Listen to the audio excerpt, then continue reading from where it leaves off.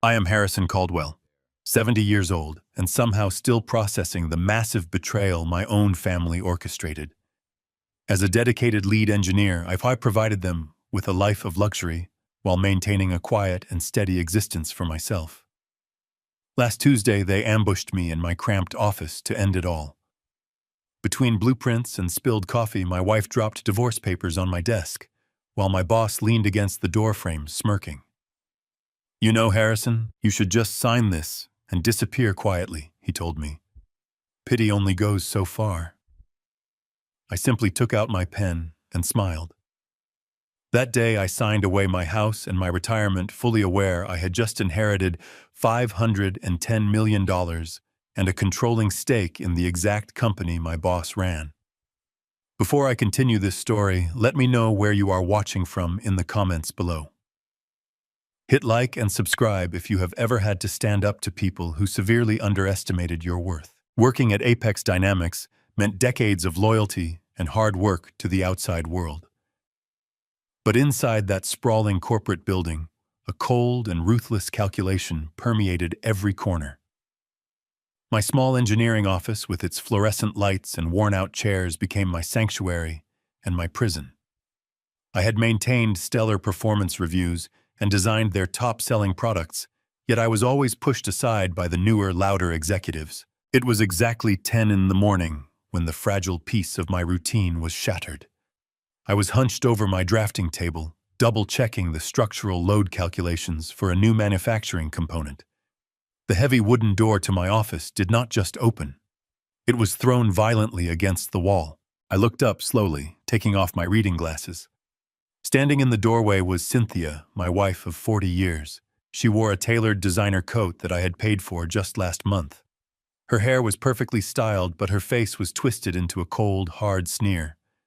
The real shock, however, was the man standing right behind her like a bodyguard. It was Gregory Thorne. He was 48 years old, the newly appointed, incredibly arrogant chief executive officer of Apex Dynamics. He was the man who had spent the last 6 months aggressively cutting my department budget and making my daily life miserable. Gregory stood there with his arms crossed tightly over his custom Italian suit. A smug, condescending grin was plastered across his face.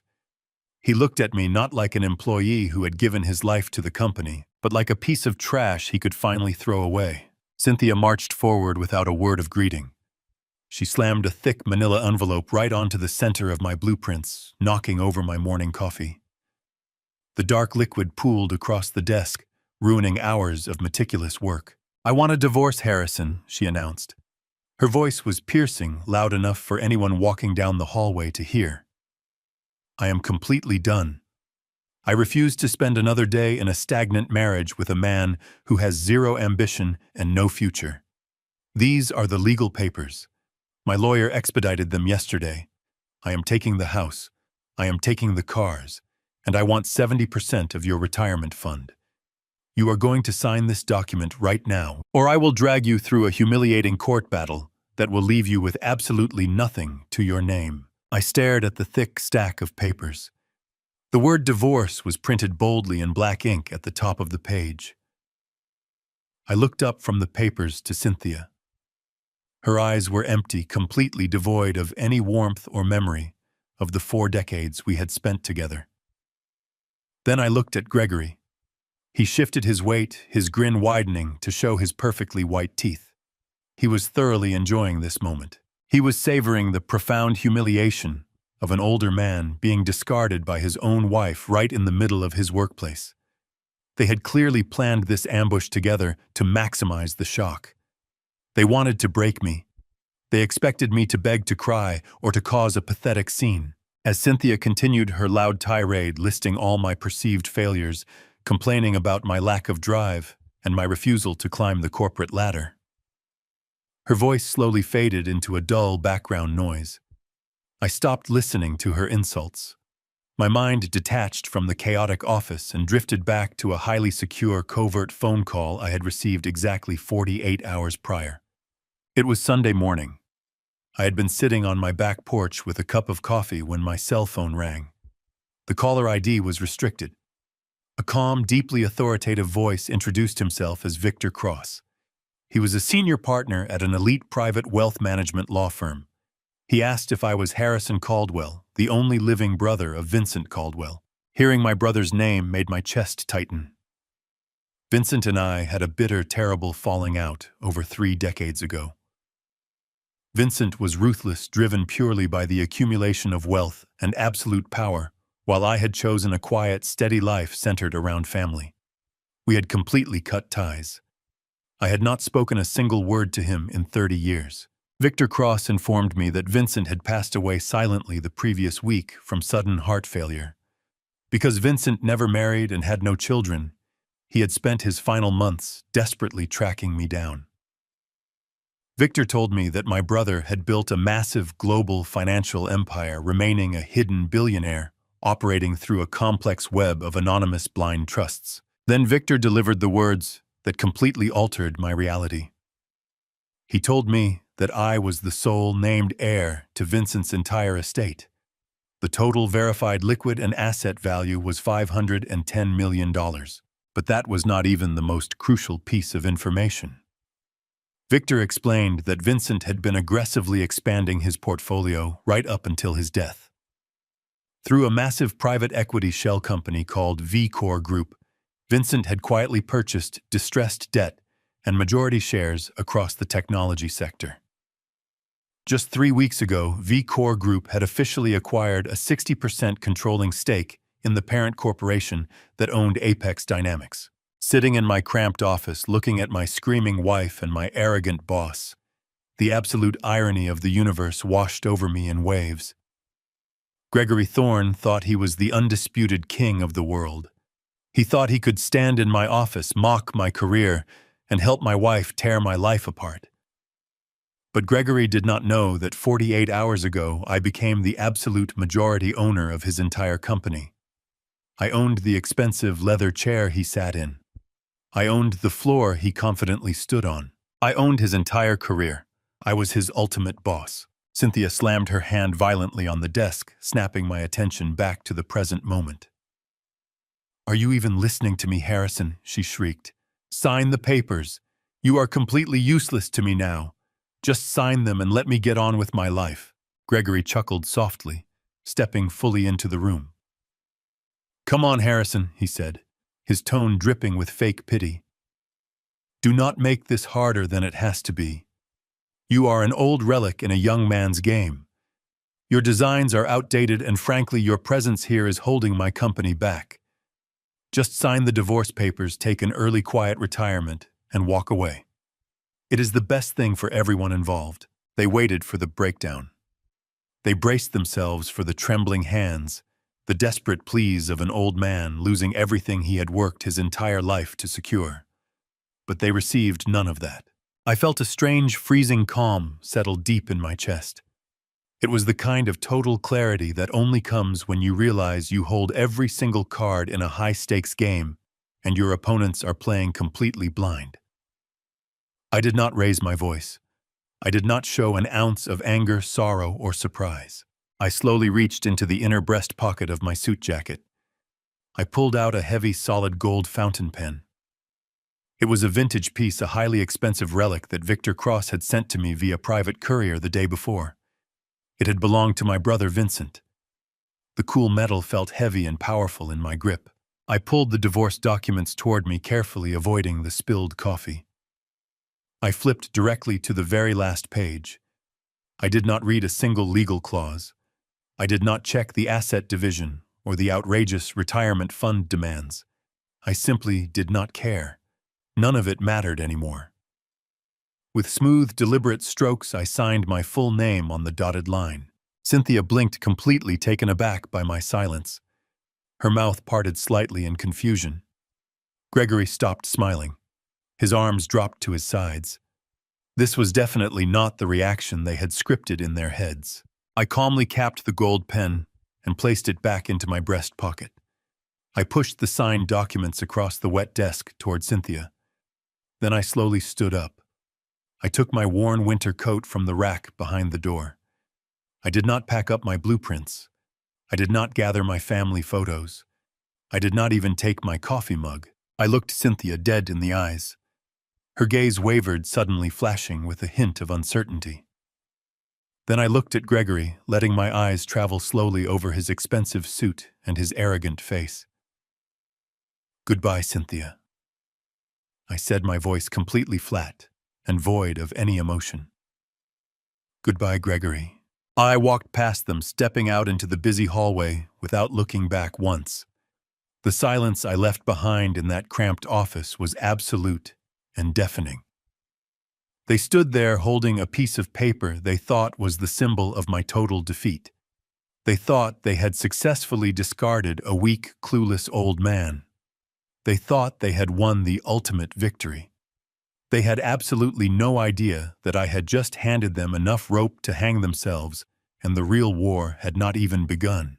The brisk autumn air hit my face the moment I stepped out of the Apex Dynamics building. I did not hail a cab.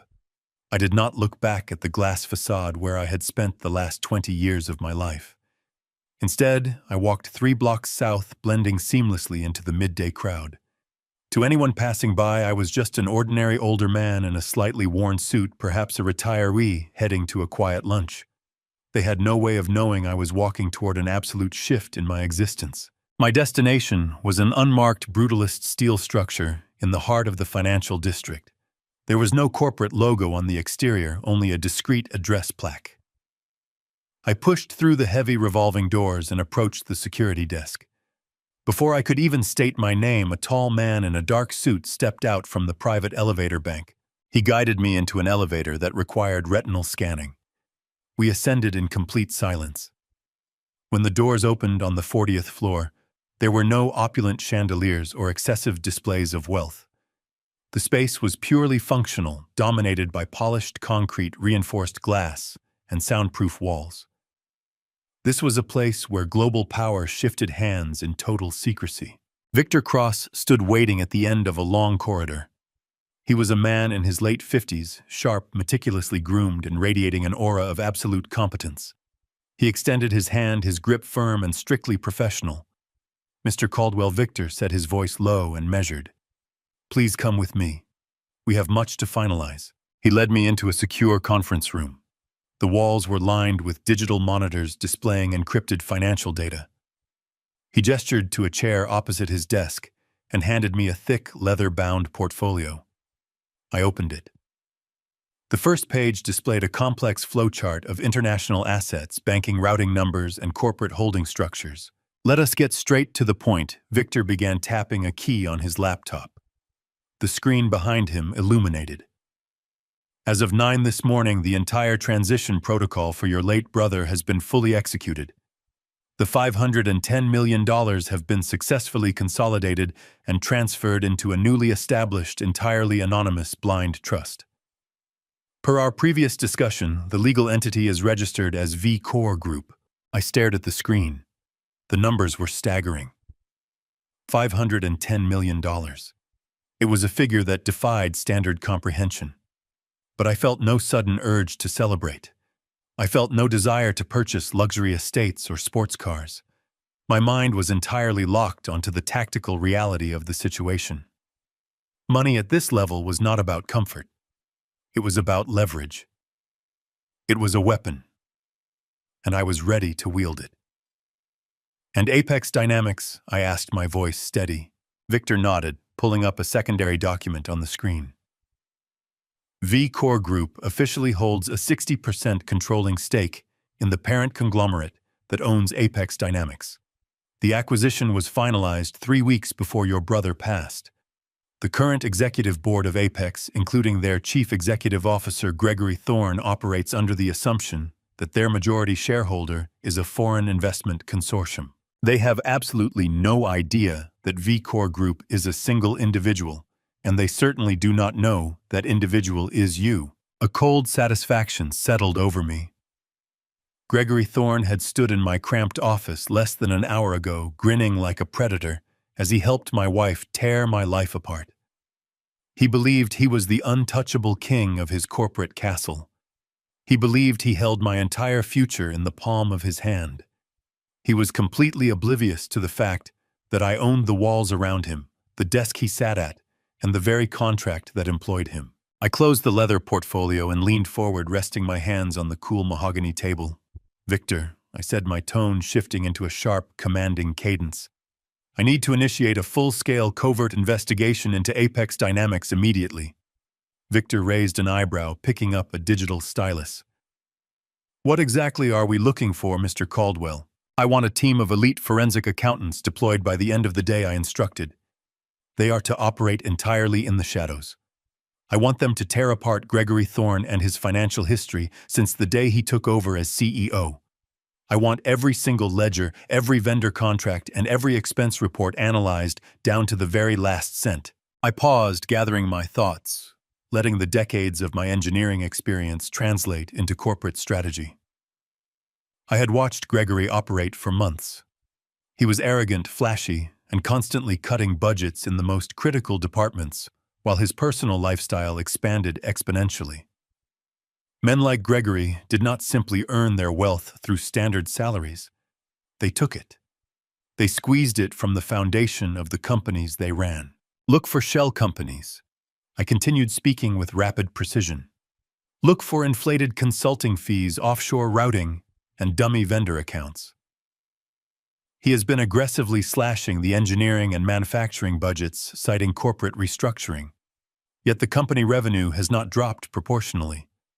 That money is bleeding out somewhere. I want to know exactly where it is going. I want to trace every single drop. Victor typed rapidly on his tablet, his expression entirely focused. "A forensic audit of that magnitude conducted covertly will require breaching their internal firewalls without triggering executive alerts. It is complex, but entirely feasible. I have a team of former federal financial investigators on retainer. They specialize in corporate espionage and silent audits. They can be inside the Apex servers by midnight tonight." "Do it," I commanded. "Money is no object. Pay them whatever it takes to secure undeniable ironclad proof. I want a complete dossier on every single financial move Gregory Thorne has made. And I want to know who his internal accomplices are. Men like him never operate completely alone. They always have a network of enablers. Find them all." "Consider it done," Victor said, locking eyes with me. "How much time do we have before you plan to reveal your position?" I leaned back in my chair, calculating the timeline. Cynthia had filed the divorce papers today. The legal processing time for division of assets was roughly 90 days. She would assume the process was moving forward smoothly. She would be fully believing she had secured a flawless victory. "We have exactly 90 days, I stated very coldly. 90 days to map his entire operation, secure the evidence, and prepare the legal framework for a hostile takeover. Until then, VCore Group remains a ghost. Gregory Thorne must continue to believe he is running the show. He must feel completely secure in his position. Arrogance breeds carelessness. Let him get comfortable. Let him think he has already won." Victor smiled slightly, slowly closing his silver laptop computer. "It is indeed a highly effective strategy, Mr. Harrison Caldwell. You are truly giving them the absolute unbroken illusion of total, unopposed, unyielding control. The transition from Victor Cross and the world of high finance to the gritty reality of my new cover story needed to be absolute. I left the towering glass and steel architecture of the financial district behind and took a bus to the industrial outskirts of the city. I needed to look exactly like the broken, discarded man my wife and my boss believed me to be. I found a dilapidated roadside motel that charged $40 a night. The neon sign outside buzzed with a harsh, flickering red light, and half the letters were burned out. I walked into the cramped lobby, paid in cash from my meager savings, and took the physical metal key to room number 12. The door groaned loudly as I pushed it open. The room smelled of stale cigarette smoke, damp carpeting, and harsh chemical cleaners. The floral bedspread was faded, and water dripped rhythmically from the bathroom faucet. It was a miserable, decaying box. It was exactly what Cynthia expected my new life to look like. I placed my small, battered suitcase on the rickety wooden chair in the corner. I did not unpack. Instead, I slowly sat down on the edge of the stained, sagging mattress. The springs creaked under my weight. In this absolute silence far removed from the screaming match in my former office and the strategic quiet of the boardroom, the heavy truth of the past year began to crush down on me. I closed my eyes and let my mind drift backward. I needed to dissect the lies. I needed to dismantle the careful illusions they had built around me. For the last 6 months, Cynthia had been actively rewriting the narrative of our 40-year marriage. She had started taking sudden weekend trips, packing her bags every Friday evening, and leaving me alone in our sprawling suburban home. When I first asked her about these frequent absences, she put on a mask of deep dramatic sorrow. She told me she was attending specialized healing yoga retreats. She claimed she needed the spiritual space to cope with the crushing stagnation of our marriage. She would stand in our pristine kitchen holding a cup of organic tea and tell me that my lack of ambition was draining her soul. She said I was too focused on engineering, too rigid, and too blind to her emotional needs. I had believed her. I had swallowed the guilt she carefully fed me. I had even offered to pay for those expensive retreats out of my own declining salary, hoping they would bring her peace. I remembered the way she would return on Sunday nights looking refreshed and vibrant, carrying a lingering scent of expensive wine and a relaxed smile. She told me the meditation was helping her find clarity. Now, sitting in the squalor of room 12, the sheer magnitude of her deception made my blood run cold. She was not meditating. She was not healing. She was spending my money to fund her illicit weekends with Gregory Thorne. She had weaponized my devotion to her, turning my genuine concern into the very mechanism she used to carry out her affair. She painted me as the villain in her grand tragedy, playing the neglected wife to justify her ultimate betrayal. The pieces of the puzzle began snapping together with terrifying precision. Cynthia and her emotional manipulation was only one half of the strategy. The other half was executed entirely by Gregory at Apex Dynamics. About 8 months ago, shortly after Gregory was appointed as the new chief executive officer, the atmosphere in my engineering department shifted dramatically. He called me into his spacious, sunlit office for what he termed a routine performance evaluation. He sat behind his massive desk, steepled his fingers, and spoke to me with a voice dripping in false corporate sympathy.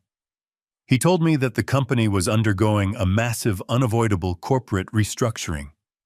He claimed the board of directors was demanding immediate budget cuts across all senior staff levels to save the company from impending financial ruin.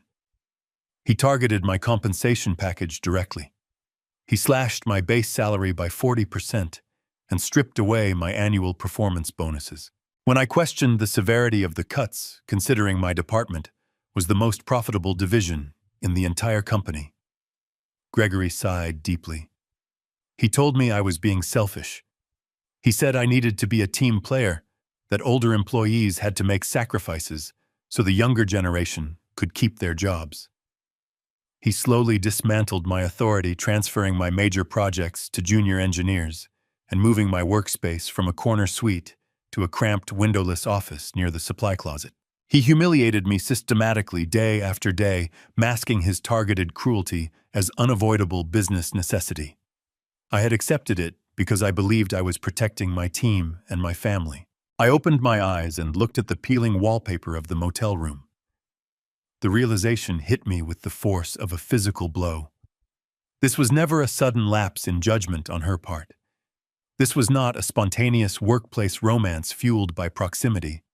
It was a coordinated, deeply methodical campaign designed to completely destroy me.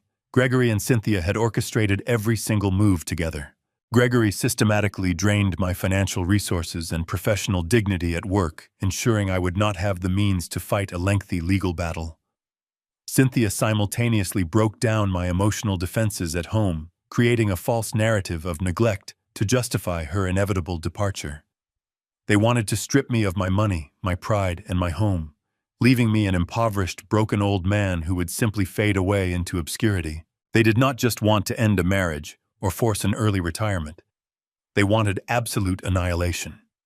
They wanted me to sign those divorce papers in a state of total panic and submission, accepting a life of poverty while they danced away with my hard-earned assets.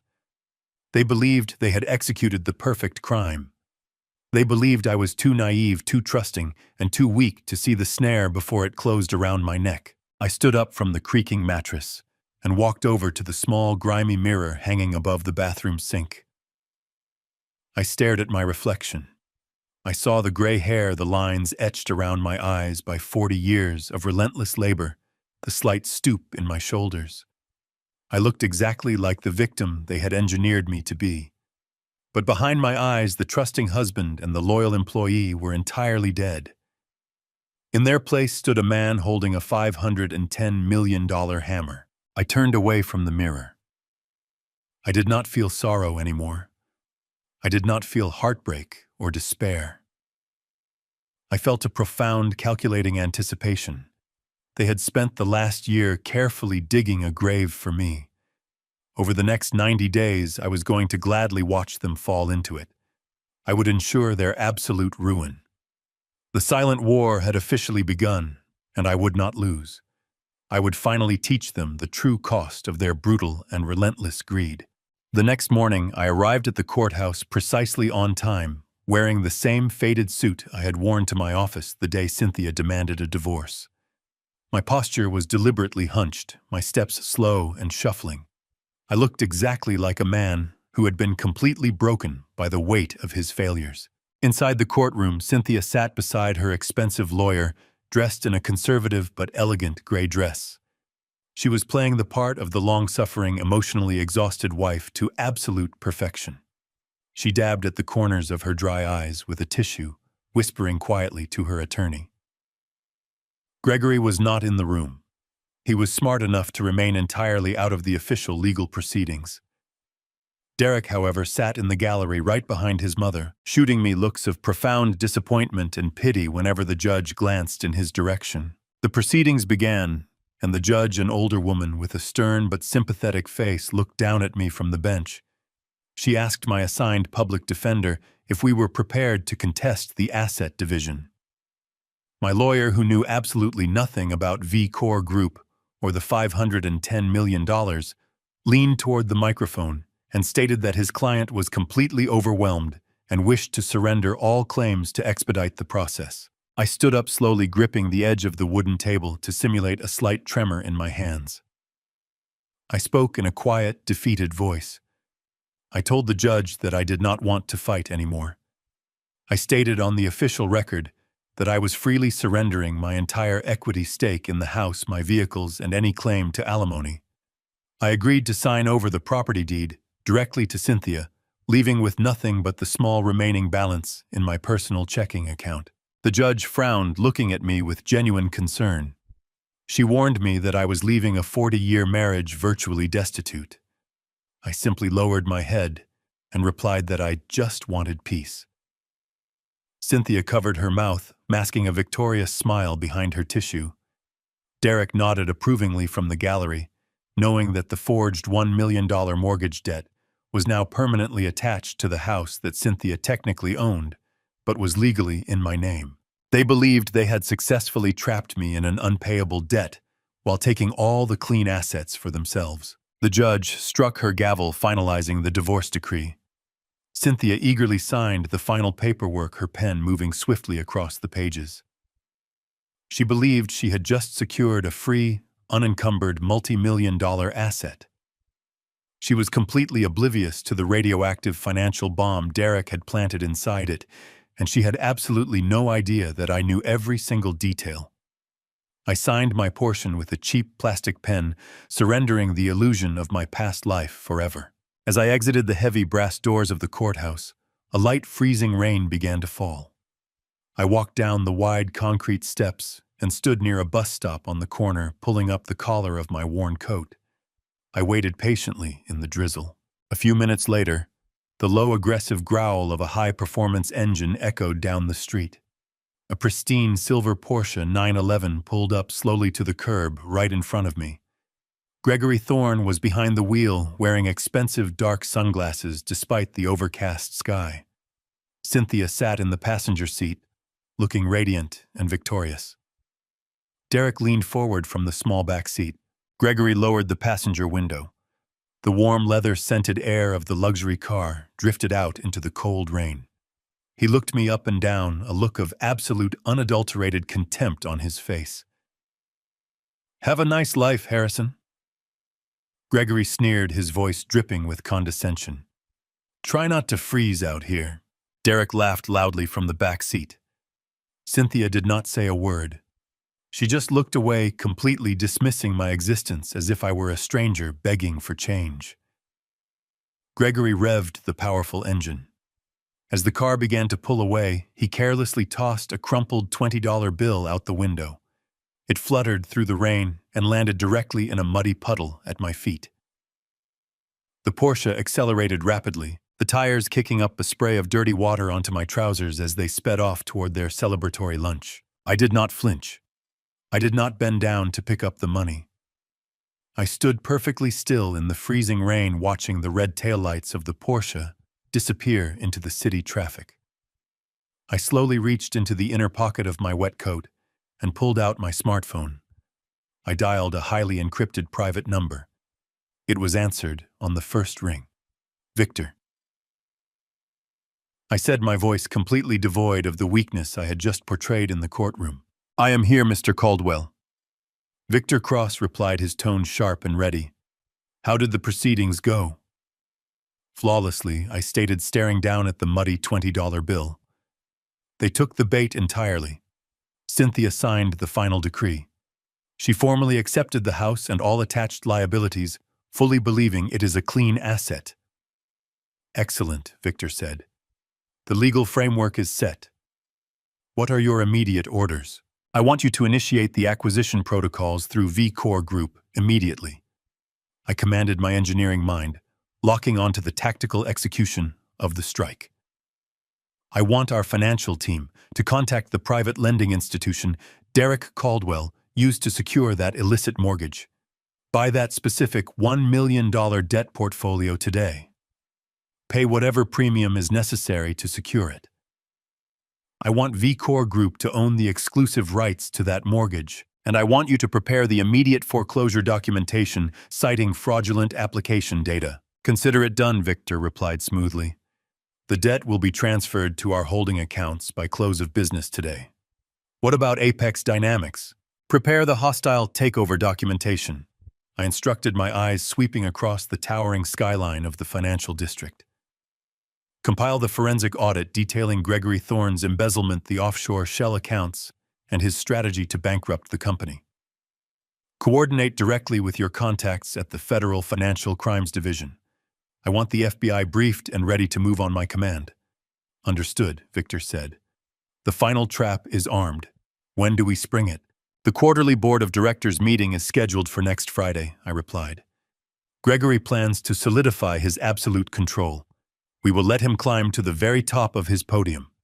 We strike on Friday." I ended the call and slipped the phone back into my pocket. The cold rain continued to fall, but I did not feel the chill. I turned away from the bus stop and walked 2 blocks to a waiting unmarked town car that Victor had arranged for me. The driver opened the door, and I slid into the heated, quiet interior. For the next week, I operated in total silence. I moved out of the squalid motel and into a secure luxury penthouse suite managed by the Blind Trust.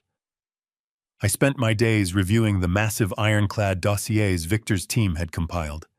Every illegal wire transfer, every forged signature Derek had submitted, every hidden account Gregory controlled, was meticulously documented, cross-referenced, and bound in heavy leather portfolios. On Thursday afternoon, I visited an exclusive appointment only Taylor on Savile Row.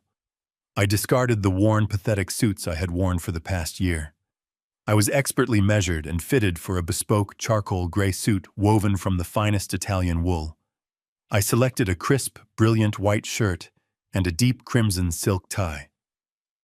When I looked in the 3-way mirror, the tired, defeated engineer was completely gone. The man staring back was the chairman of a multi-million-dollar empire, a man who commanded absolute authority and possessed the means to destroy anyone who crossed him. Friday morning arrived with brilliant, blinding sunlight. The glass and steel towers of the financial district gleamed like polished weapons against the clear blue sky.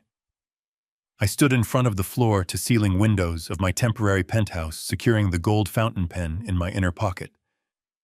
The chessboard was set. The pieces were locked in position. It was exactly 9:30 in the morning when the black Maybach pulled up to the curb. Victor Cross sat in the back holding the heavy leather dossiers. I stepped into the vehicle, the door closing with a solid, heavy thud. We drove smoothly through the city, heading directly toward the towering headquarters of Apex Dynamics. The final calculation was complete. It was time to execute the collapse. The heavy gray clouds over the city finally broke, unleashing a steady, freezing downpour as I sat in the corner booth of a rundown diner on the industrial edge of town. The vinyl seat beneath me was cracked and held together by faded strips of tape. The smell of burnt coffee and old frying oil hung thick in the damp air. I wrapped both hands around my ceramic mug, letting the meager heat seep into my cold fingers. I had deliberately chosen this depressing, isolated location. It was the perfect backdrop for the pathetic, defeated persona I needed to project. As I watched the rain streak down the grimy windowpane, my mind kept drifting back to the brief, secret visit I had made to my former home the previous afternoon. I had gone under the pretense of retrieving my old engineering toolboxes from the garage. Cynthia had been furious, hovering in the doorway with her arms crossed, eager for me to leave. But she was careless. While carrying my boxes out, I had walked past her so-called meditation room. Her canvas yoga bag was unzipped, and the unmistakable heavy stench of a cheap, musky men's cologne hit my senses. It was the exact brand Gregory Thorne wore to the office. The final, undeniable confirmation had come when I remembered the watch. During the humiliating ambush in my office, Gregory had confidently checked the time on a limited edition Patek Philippe. It was the precise model Cynthia had purchased on my primary credit card a month prior, claiming it was a lavish retirement gift for her former boss. The deception was complete and utter. My wife and my employer had made me an absolute fool. But the true agony of my situation was not about them anymore. The ultimate test of my shattered life was walking through the diner doors at this exact moment. The bell above the entrance chimed sharply. My son Derek stepped out of the rain and into the dim fluorescent light of the diner. He was 42 years old, impeccably groomed, and radiating an air of arrogant impatience. He wore a tailored charcoal gray suit that hugged his shoulders, perfectly shielded by a high-end, water-resistant trench coat. He paused near the entrance, looking around the greasy establishment with visible, undisguised disgust. He did not bother to shake off the rain. He simply spotted me in the corner booth, sighed heavily, and marched over. As he slid into the booth across from me, I immediately noticed his footwear. He was wearing custom-made Italian leather loafers. I knew the brand. They cost upward of $3,000 a pair. He crossed his legs, ensuring the expensive leather was safely away from the sticky floor. He did not take off his coat. He did not ask how I was doing. He simply placed his designer briefcase on the table and checked his smartphone.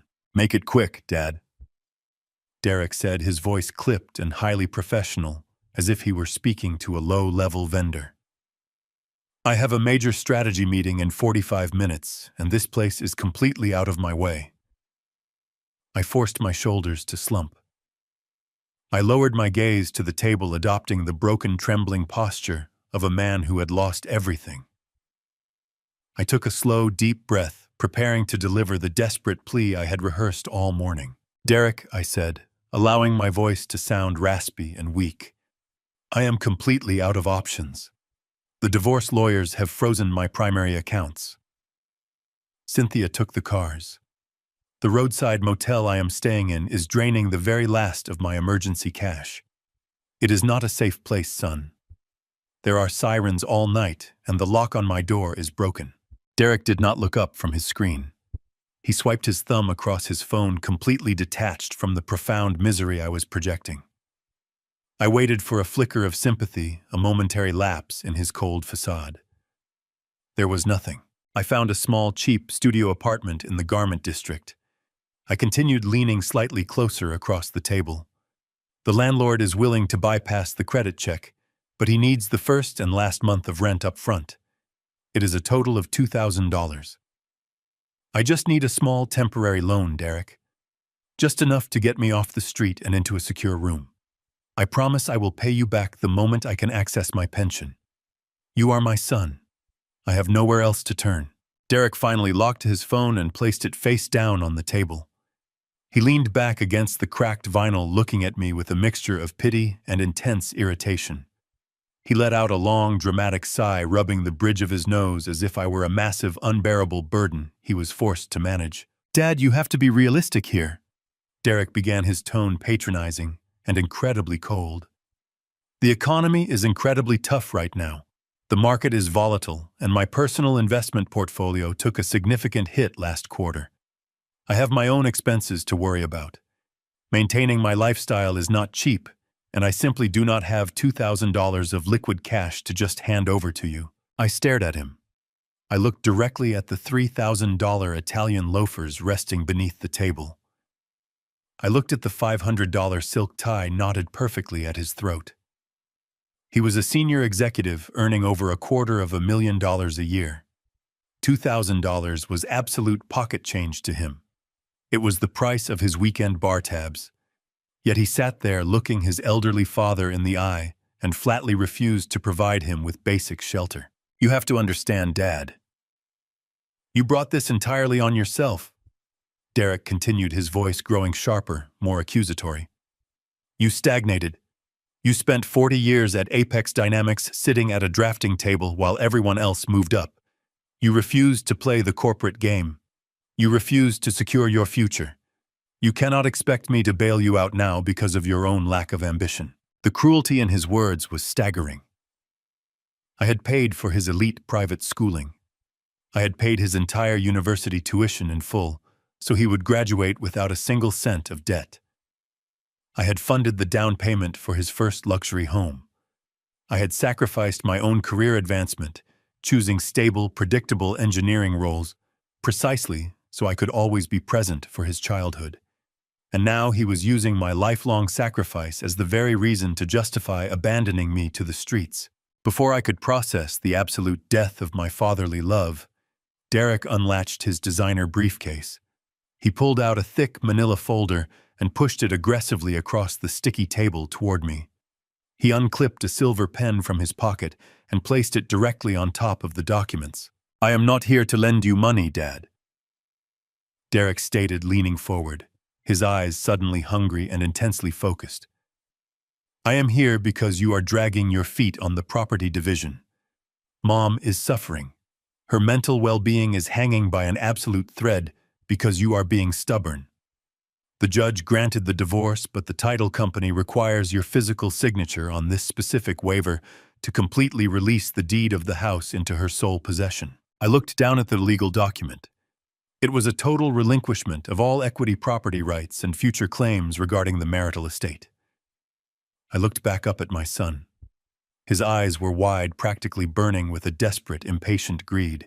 In that solitary moment, listening to the rain hammer against the diner window, a terrifying epiphany crashed over me. Derek was not just taking his mother's side out of misplaced loyalty. He was far too invested. He was far too desperate for me to sign away the house. The realization struck me with absolute horrifying clarity. My son was an active, willing participant in my destruction. He was deeply entangled in whatever financial web Gregory and Cynthia had spun. He needed me to sign away the house because he had a massive personal financial stake in the outcome. My own flesh and blood was helping to strip the meat from my bones. The last lingering trace of paternal hesitation evaporated from my soul. The man sitting across from me was no longer my son. He was a corporate predator, an accomplice to my ruin, and an enemy who needed to be utterly dismantled. I did not argue. I did not shed a tear. I picked up the silver pen with a perfectly simulated trembling hand. I slowly, deliberately signed my name on the bottom line of the waiver, granting them full, uncontested legal ownership of the property. Derek immediately snatched the paper from the table, checking the signature with a satisfied, triumphant smirk. He shoved the folder back into his briefcase and snapped it shut. He stood up without another word, pulling his trench coat tight. He tossed a crumpled $5 bill onto the table to cover my coffee. "Get your life together, Dad," Derek said coldly, turning his back on me. I sat perfectly still, watching him walk out of the diner and step into the pouring rain. He believed he had just secured his wealthy future. He had no idea he had just handed me the final necessary piece of the puzzle. He had willingly walked into the slaughterhouse. I took a sip of the bitter cold coffee. The trap was completely set, and I was ready to bring the entire empire down on their heads. The drive from the greasy diner back to the quiet streets of my former neighborhood felt like traveling between two completely different dimensions. I rode in a nondescript yellow cab, watching the manicured lawns and stone-front colonial homes roll past the rain-streaked glass. This was the affluent enclave I had spent 40 years financing with my sweat and engineering expertise. Every brick of the massive 4-bedroom house sitting at the cul-de-sac represented a sacrifice I had willingly made for a family that had just signed my eviction from their lives. The taxi pulled up a few houses down, and I instructed the driver to wait. I adjusted the worn collar of my old coat, took a deep breath, and stepped out into the damp afternoon air.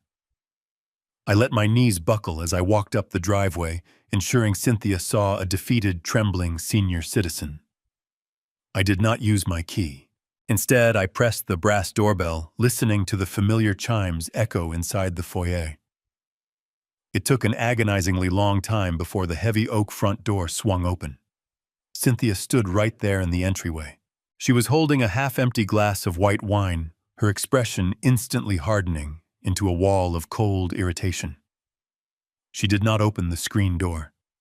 She looked through the mesh wire at me as if I were a stray animal invading her pristine property. "What are you doing here, Harrison?"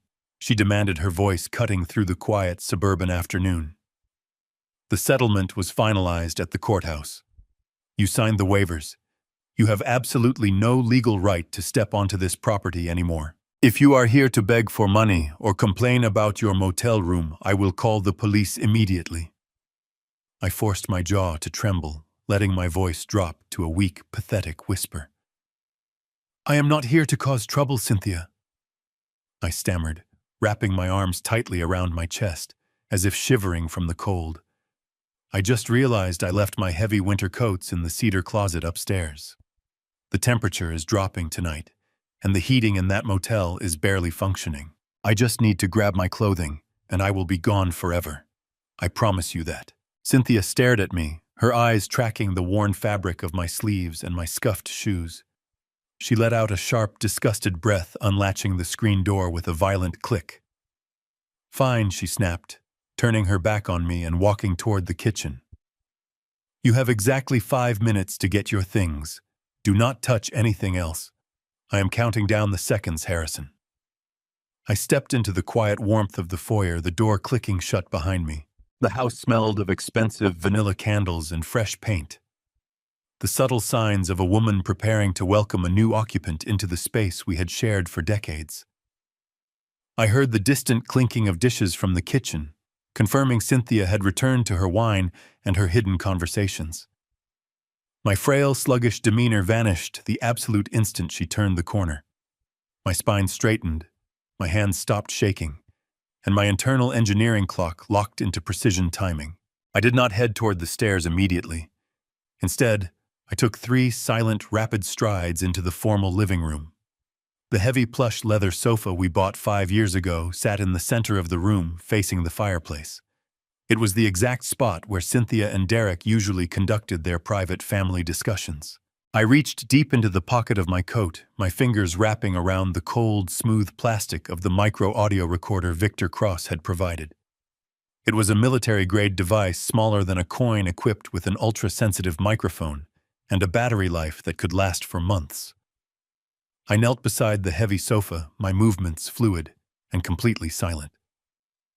With a kinesiologist's precision, I reached my hand beneath the dark mahogany frame, locating the thick fabric dust cover underneath. I pressed the adhesive backing of the tiny black disc firmly against the wood, right where the central support beam met the springs. I held it there for 3 seconds, ensuring the grip was absolute. It was perfectly hidden, entirely invisible to anyone cleaning or vacuuming the room. It would capture every whisper, every laugh, and every conspiratorial plan uttered on that couch. I stood up smoothly, adjusting my jacket, and checked the timer in my head. 45 seconds had elapsed. I quickly walked upstairs, taking care to make my footsteps sound heavy and labored, so Cynthia would believe I was struggling up the steps. I entered the cedar closet, grabbed 3 of my oldest, heaviest winter coats, and draped them over my arm. I did not linger on the old photographs or the empty spaces on the shelves. The emotional ties to this house were entirely severed.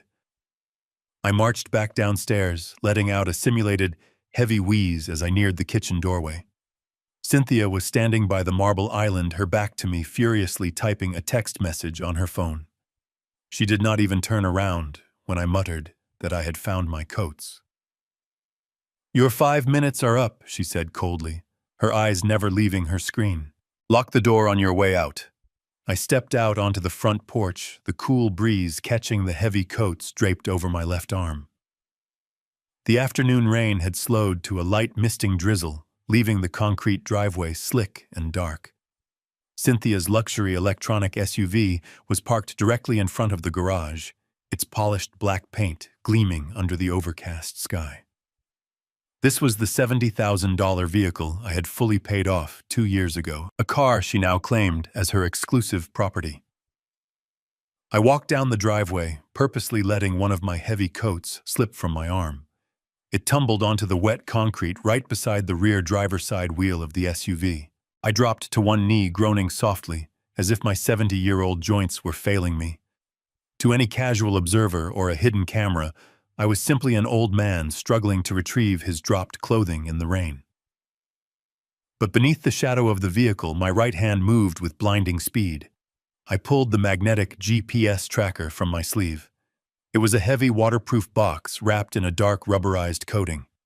I slid my arm under the rear bumper, reaching up into the wheel well to locate the massive steel frame of the chassis. The powerful magnets clicked against the metal with a dull, muted thud. I pushed it upward, ensuring it was wedged tightly. It was completely secure. I scooped up the wet winter coat, forced myself to stagger back to my feet, and brushed the dirt from my trousers. I walked down to the curb, where the yellow cab was idling its exhaust pipe, puffing white smoke into the cold air. I opened the door and entered with a frail, shaking posture, fully playing my part, until the taxi finally pulled away cleanly. The yellow cab drove me several miles away from the affluent suburban streets before I instructed the driver to pull over near a busy subway station. I paid him in cash, stepped out into the damp city air, and walked down into the subterranean transit system. I took 3 different trains, ensuring my route was entirely untraceable before finally emerging in the heart of the financial district. I walked the remaining 3 blocks to my secure luxury penthouse. The moment the heavy, reinforced door locked behind me, the pathetic facade of the broken father completely vanished from my physical posture. I shed the damp, worn coat and the scuffed shoes, replacing them with dry clothes and a sense of absolute purpose. I walked over to the massive mahogany desk in the center of the room and opened my secure laptop. I had barely poured myself a glass of cold water when my encrypted smartphone vibrated on the polished wood. The caller ID displayed Victor Cross. I answered the call immediately. "We have breached the firewall," Victor stated, his voice devoid of any standard greeting, but laced with a sharp professional satisfaction. "The forensic accounting team has bypassed their strict protocols. They navigated the internal security measures without triggering a single executive alarm." Victor continued, his tone smooth and calculating. "We are fully inside the Apex Dynamics mainframe right now, and the sheer volume of encrypted data we have successfully uncovered is absolutely staggering. I need you to come to the secure briefing room immediately." I did not waste a single second. I left the penthouse and took the private elevator directly down to the subterranean parking garage, where Victor's black town car was already waiting. The drive to the brutalist steel structure was swift and completely silent throughout the trip. When I entered the 40th floor conference room, Victor was standing in front of a wall composed entirely of high-resolution digital monitors. 3 of his elite forensic accountants were seated at a long table, their fingers flying rapidly across encrypted keyboards. They did not look up when I entered the room. They were entirely focused on dismantling the complex financial architecture of the man who had attempted to ruin my career. Victor gestured toward the largest screen located directly in the center of the room. It displayed a massive, intricately detailed flowchart mapping thousands of specific banking monetary transactions. The digital map connected vendor payments, corporate routing numbers, and offshore holding accounts. Gregory Thorne is not just embezzling from the company. Victor began stepping aside so I could view the full catastrophic scope of the devastation. He is systematically bleeding it entirely dry. Over the past 8 months since he officially assumed the role of Chief Executive Officer, he has authorized the creation of 14 different dummy corporations. These empty shell companies are entirely registered in the Cayman Islands and the British Virgin Islands. He has been moving capital with a reckless, highly aggressive speed that is profoundly alarming. I stepped closer to the screen, my trained engineering eyes easily deciphering the complex flow of stolen capital. Gregory was executing a classic, highly aggressive corporate bleed-out. He was intentionally inflating the operational budgets of the most critical manufacturing departments. He then routed those massive excess funds to these fictitious external vendors for consulting services that were never actually rendered. The dummy corporations would then funnel the clean, untraceable cash directly into his private offshore accounts. But the direct embezzlement was only the first initial phase of his overarching strategy. The secondary phase was far more destructive and insidious. "Look at the quarterly projections," I said, pointing to a severe downward trend line illuminated on the secondary monitor. "He is intentionally driving the stock price into the ground." Victor nodded, his expression grim and highly calculating. "Precisely. He is manipulating the corporate earnings reports to make Apex Dynamics appear fundamentally insolvent. He is intentionally creating a massive financial panic among the board of directors and the minority shareholders. Once the company reaches the absolute brink of total bankruptcy, a private equity firm he secretly controls is going to step in and offer a complete corporate buyout immediately, without hesitation. He plans to purchase the entire conglomerate for absolute pennies on the dollar," Victor explained. "He will then strip the company of its most valuable engineering patents, liquidate the remaining physical assets, and walk away with billions." I stared at the staggering, undeniable numbers flashing across the screen. Gregory was going to willfully destroy thousands of loyal employees' livelihoods just to selfishly line his own pockets. I had the legal ammunition to destroy his career right this very second. I could hand this entire detailed dossier to the federal authorities and watch him be arrested before midnight officially arrived tonight. But then a specific name caught my eye on the lower transaction ledger. I froze. My blood turned to absolute ice in my veins. "Pull up that secondary routing authorizations on the third dummy corporation," I commanded, my voice dropping to a dangerous, lethal whisper. The lead accountant tapped a few keys, instantly expanding the targeted document on the main screen. There, staring back at me in high definition, was the digital signature of the independent financial consultant who had authorized the transfer of $3 million into his offshore account. The name on the digital document was crystal clear: Derek Caldwell, my own son, my flesh and blood. The horrific reality of the situation locked into place with a sickening, heavy thud inside my chest. Derek was not just a greedy son trying to steal a house from his elderly father. He was the primary corporate financial architect. Derek was actively laundering the stolen money for the man who was sleeping with his mother. The family rot was total, absolute, and utterly irredeemable. They were all in this together.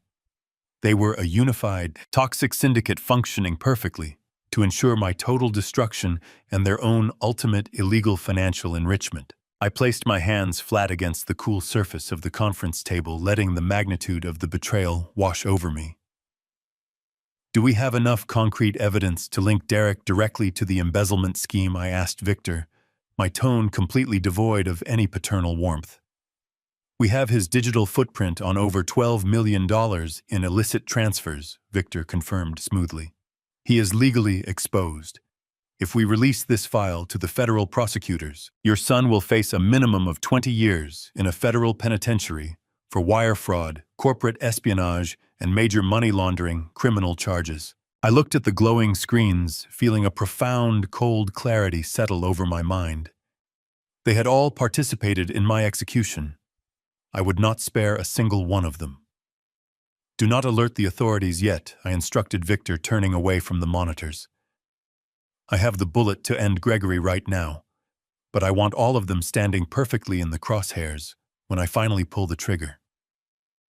Keep monitoring their communications. Let them believe their plan is functioning flawlessly. When the corporate board meets on Friday, the entire Caldwell family is going to burn completely together." The days leading up to the final confrontation required an agonizing level of patience. It was Friday evening, exactly 1 week before the scheduled board of directors meeting, where Gregory Thorne planned to execute his final corporate slaughter. I sat alone in the dim light of my secure penthouse, the sprawling city skyline glittering outside the floor-to-ceiling windows. The silence in the room was absolute, broken only by the soft, rhythmic hum of the ventilation system. My encrypted smartphone rested on the polished mahogany desk in front of me, its screen glowing with a faint blue light. I reached out and tapped the tracking application Victor Cross had installed. A highly detailed digital map of the city materialized, zooming in rapidly on a single blinking red dot. Cynthia had left our former suburban home 3 hours ago. She had sent me a brief, emotionally vacant text message earlier that afternoon, claiming she was departing for yet another intensive, weekend-long healing yoga retreat in the mountains. She explicitly requested that I not contact her under any circumstances, stating she needed absolute isolation to process the heavy emotional trauma of our finalized divorce. I stared at the blinking red dot on the screen. The digital marker was not located anywhere near the serene wooded mountains of the upstate retreats. It was entirely stationary, pinging a continuous, unmoving signal from the deepest level of a private, high-security underground parking garage. The address was completely unmistakable. It was an ultra-exclusive multi-million-dollar residential skyscraper located in the absolute center of the downtown financial district. It was the exact building where Gregory Thorne owned a lavish 2-story penthouse suite. A cold, mechanical calm washed over me. I did not feel the sudden burning sting of heartbreak. The emotional center of my chest had been cauterized completely shut. What I felt was the chilling satisfaction of an engineer watching a complex theoretical hypothesis proven absolutely correct through undeniable physical data. I closed the laptop, slipped the encrypted phone into the inner pocket of my tailored jacket, and took the private elevator down to the subterranean garage. I bypassed the luxurious town car Victor had provided and selected a generic dark sedan I had rented specifically for discreet, untraceable movement. The drive across the city was smooth and entirely devoid of traffic. The evening rain had returned, slicking the dark asphalt and reflecting the neon lights of the passing storefronts. I navigated the familiar towering canyons of the financial sector, my mind reviewing every single lie Cynthia had fed me over the past 12 months. Every spiritual awakening, every tearful complaint about my lack of ambition, every desperate plea for personal space had been meticulously crafted to blind me to the reality of her profound betrayal. I arrived at the targeted address and bypassed the heavily guarded main entrance of that building. Instead, I drove down a narrow, dimly lit service alley located directly across the street. I parked the dark sedan behind a massive commercial dumpster, completely obscuring the vehicle from the main avenue. I turned off the engine, killed the headlights, and rolled down the driver's side window, just enough to let the cold, damp air filter into the cabin. I sat in the absolute darkness of the car, my eyes adjusting to the shadows. I reached into the glove compartment and pulled out a pair of high-powered military-grade binoculars Victor had secured for me. I raised the heavy rubberized optics to my eyes and focused the lenses on the towering structure across the street. I counted the floors, sweeping my gaze up the gleaming glass facade until I reached the very top. The penthouse level was wrapped in an expansive wraparound outdoor terrace, completely illuminated by soft, ambient architectural lighting. It took less than 3 minutes of patient observation before the heavy sliding glass doors of the terrace opened. Gregory Thorne stepped out into the cool night air. He was wearing an expensive tailored silk smoking jacket, looking completely relaxed and supremely arrogant. He walked to the edge of the glass railing, looking down at the glittering city below him as if he owned every single building in his line of sight. He believed he was the untouchable king of a vast corporate and financial empire.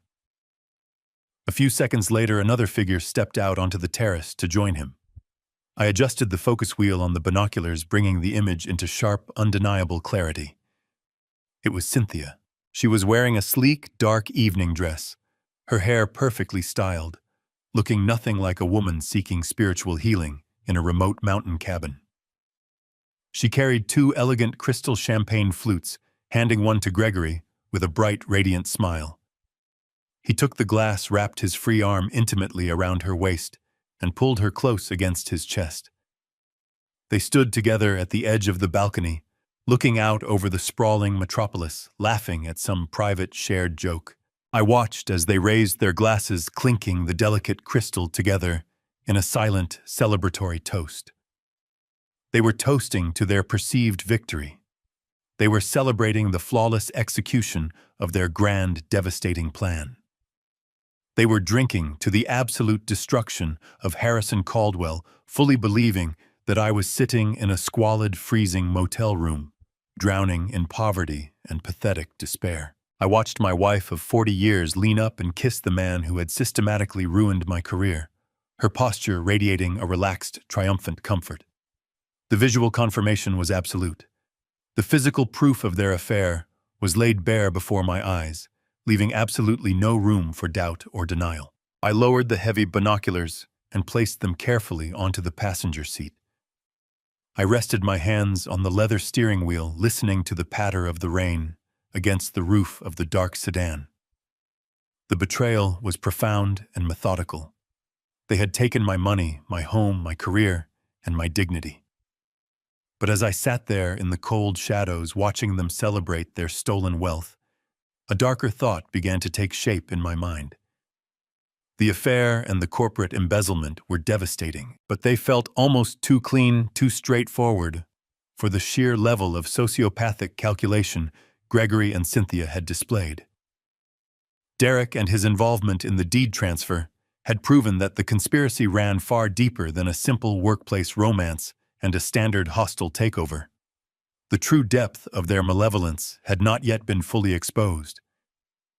I realized that the physical affair was merely the surface layer of a hidden agenda. The real horror of their ultimate plan was still lurking in the dark, waiting to be uncovered, and I possessed the exact tool necessary to drag it into the light. My hand slowly moved toward the hidden audio receiver resting in the center console. The micro-recorder I had planted beneath the living room sofa in my home was active, transmitting every sound directly to my secure device. I knew that whatever terrible secrets they were keeping, the device would capture every syllable. The nightmare was just beginning to unfold before me. The heavy rain from Friday had finally stopped by the time Sunday evening arrived, leaving the city air thick with a damp, suffocating humidity. I sat perfectly still on the edge of the sagging mattress in room 12 of the dilapidated roadside motel. I had returned to this miserable, decaying box for one specific reason. I needed to remain completely invisible. If Cynthia or Derek had hired anyone to watch me, if they were monitoring my movements to ensure I was truly defeated, they would find me exactly where they left me. In the squalor, in the shadows, entirely alone. I pulled my secure laptop from its protective case and placed it on the rickety wooden desk under the flickering light of a single bare bulb. I connected my noise-canceling headphones and logged into the highly encrypted cloud server Victor Cross had established for me. The military-grade micro-audio recorder I had planted beneath the leather sofa in my former living room had been transmitting continuously for 48 hours. It was time to harvest the data. I clicked the download button, watching the progress bar fill as the massive audio file transferred to my local drive.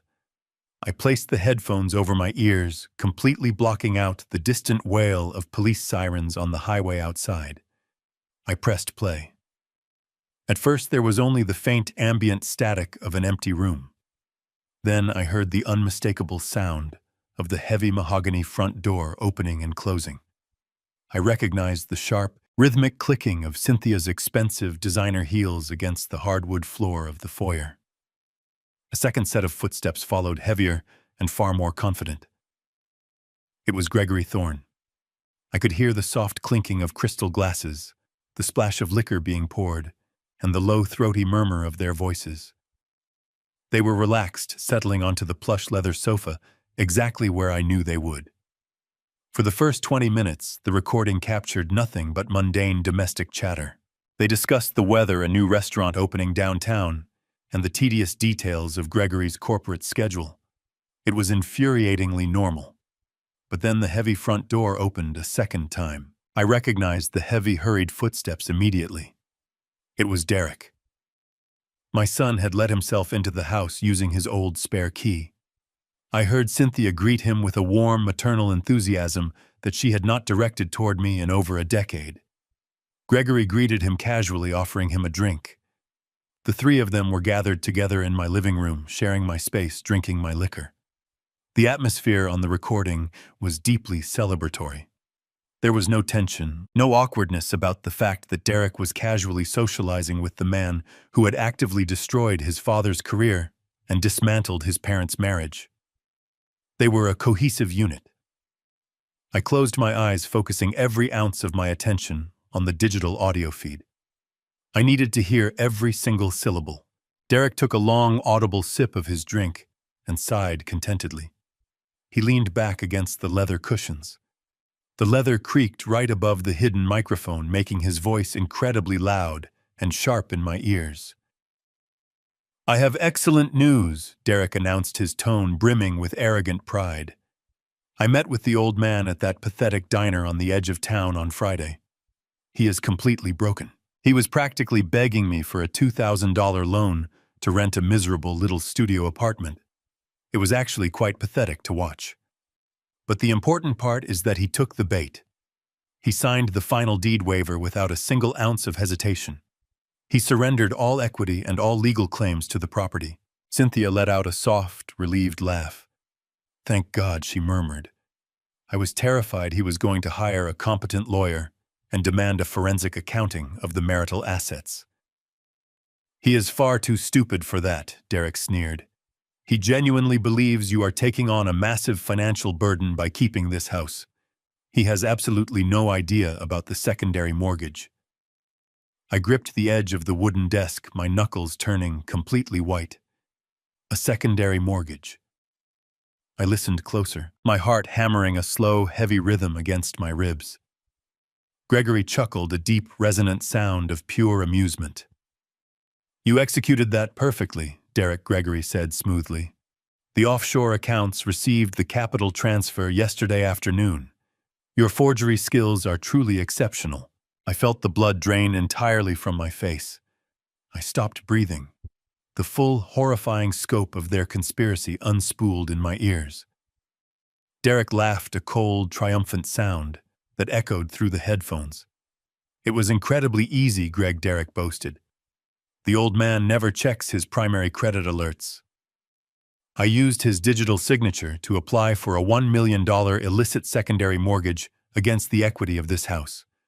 Because his credit rating was flawless, the private lending institution approved the massive cash extraction in less than 48 hours. I funneled the entire $1 million directly into your newly established Cayman Islands shell accounts to artificially inflate the operational budgets you needed for the Apex Dynamics buyout. The old man literally handed over the house, completely unaware that he just absorbed a $1 million fraudulent debt and simultaneously funded your corporate takeover." Cynthia giggled again, the sound slicing through my soul like a jagged blade. "He is going to be paying off a loan he never knew he took out for the rest of his miserable life," she said. "And the best part is he still thinks I am the victim in all of this." They raised their glasses. I could hear the sharp, clear ring of the crystal toasting their flawless victory. I paused the recording. I pulled the headphones down, letting them rest around my neck. The silence of the motel room rushed back in, suffocating and incredibly heavy. I sat perfectly still, staring at the peeling wallpaper, my mind attempting to process the absolute bottomless depth of the cruelty I had just witnessed. My own son had not just abandoned me in my perceived hour of desperate need. He had not just turned a blind eye to his mother's infidelity. Derek had actively, maliciously forged my legal signature to steal $1 million of my hard-earned equity. He had deliberately saddled me with an impossible, fraudulent debt. And the most sickening, horrifying realization of all was the destination of that stolen money. My son had robbed me blind, specifically to finance the man who was sleeping with his mother. Derek had funded Gregory Thorne's illegal corporate embezzlement scheme using the very walls that had sheltered him throughout his entire childhood. The moral bankruptcy was so profound, so entirely complete, that it defied all rational comprehension. They were not just greedy. They were sociopathic predators who derived genuine, sickening pleasure from my total destruction. I reached out and closed the laptop. The faint hum of the hard drive spun down, plunging the room into total silence. I did not shed a single tear. I did not feel any urge to scream. I sat in the heavy silence of the motel room, staring at the closed lid of my secure laptop. The faint hum of the highway traffic outside seemed entirely detached from the suffocating reality inside these four damp walls. I had stopped the recording precisely when the sheer horror of my son's financial forgery was revealed, believing that the absolute bottom of their depravity had been reached. I was wrong. My trained engineering mind, accustomed to following every complex mechanism to its absolute conclusion, demanded that I finish listening to the data. I needed to know the final granular details of their blueprint. I slowly reached out, lifted the laptop screen, and placed the heavy noise-canceling headphones back over my ears. I moved the cursor and clicked play. The digital audio feed instantly transported me back into the center of my former living room. The celebratory atmosphere had settled into a low, comfortable murmur. Ice clinked against the sides of heavy crystal tumblers. Gregory Thorne let out a satisfied sigh, the sound vibrating harshly through the hidden micro-recorder planted just inches beneath him. I listened to the steady rhythm of their breathing, a perfectly synchronized trinity of predators resting after a successful hunt. Then Cynthia's voice cut through the ambient static. Her tone was no longer filled with the giggling excitement of the initial revelation. It had shifted into something sharp, practical, and entirely devoid of human empathy. She was thinking ahead, managing the final loose ends of their grand conspiracy. "Gregory," she began, her words crisp and demanding, "we need to be absolutely certain about the timeline of the fallout. When the private lending institution finally realizes that the monthly payments on that $1 million secondary mortgage are not being made, what exactly is the protocol? What is going to happen to Harrison when the bank officially initiates the foreclosure process on the house?" I held my breath in the damp motel room, waiting for a flicker of hesitation, or perhaps a small trace of lingering guilt from the woman I had spent 40 years providing for. There was absolutely none.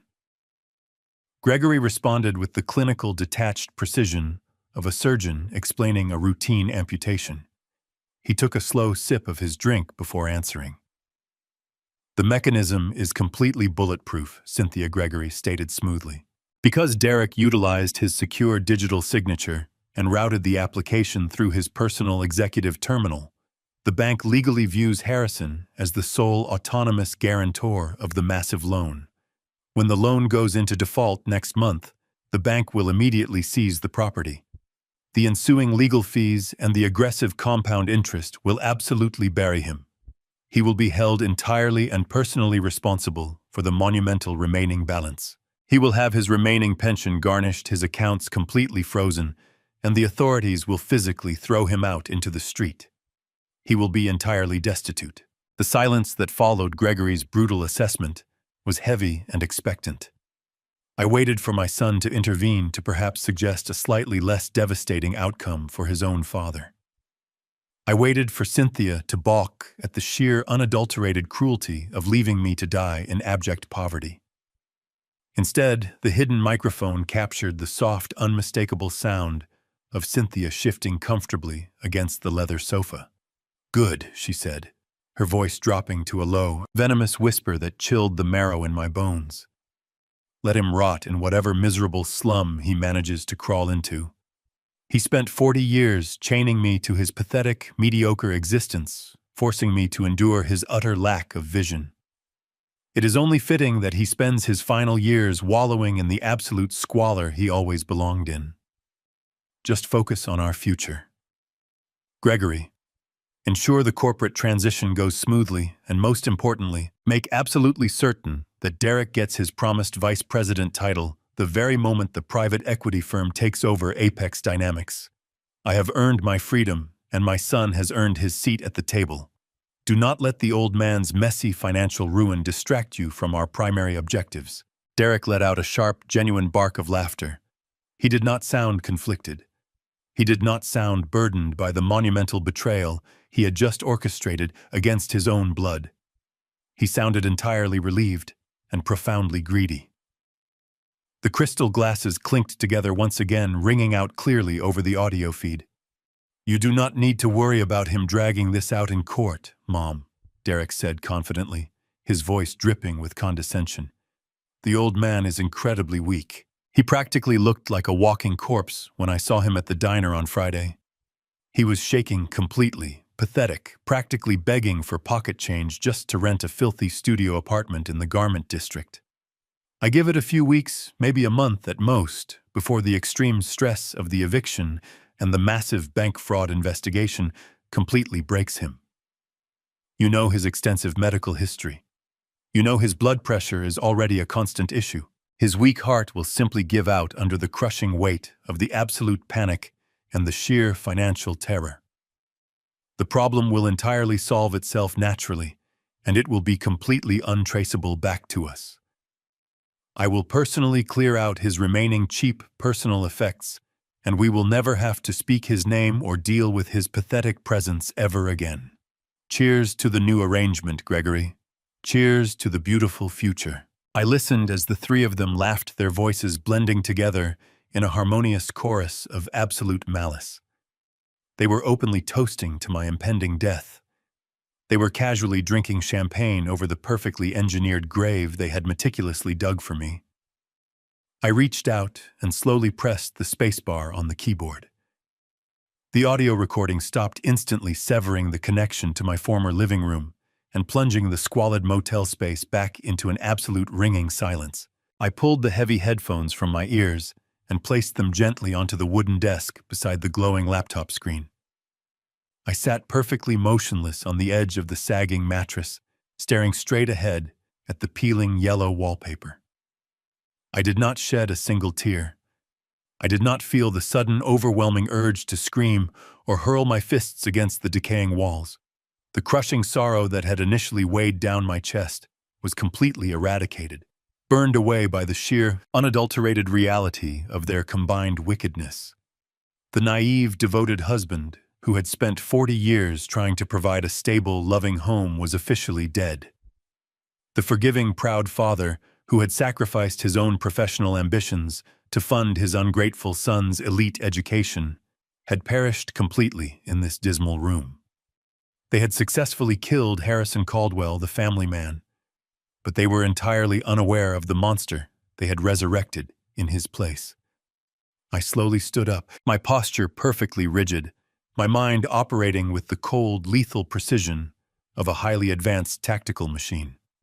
The ruthless, deeply calculating corporate predator had fully awakened, and I was going to utterly obliterate their stolen lives without mercy. Exactly 60 days later, the calendar finally aligned with my meticulous calculations.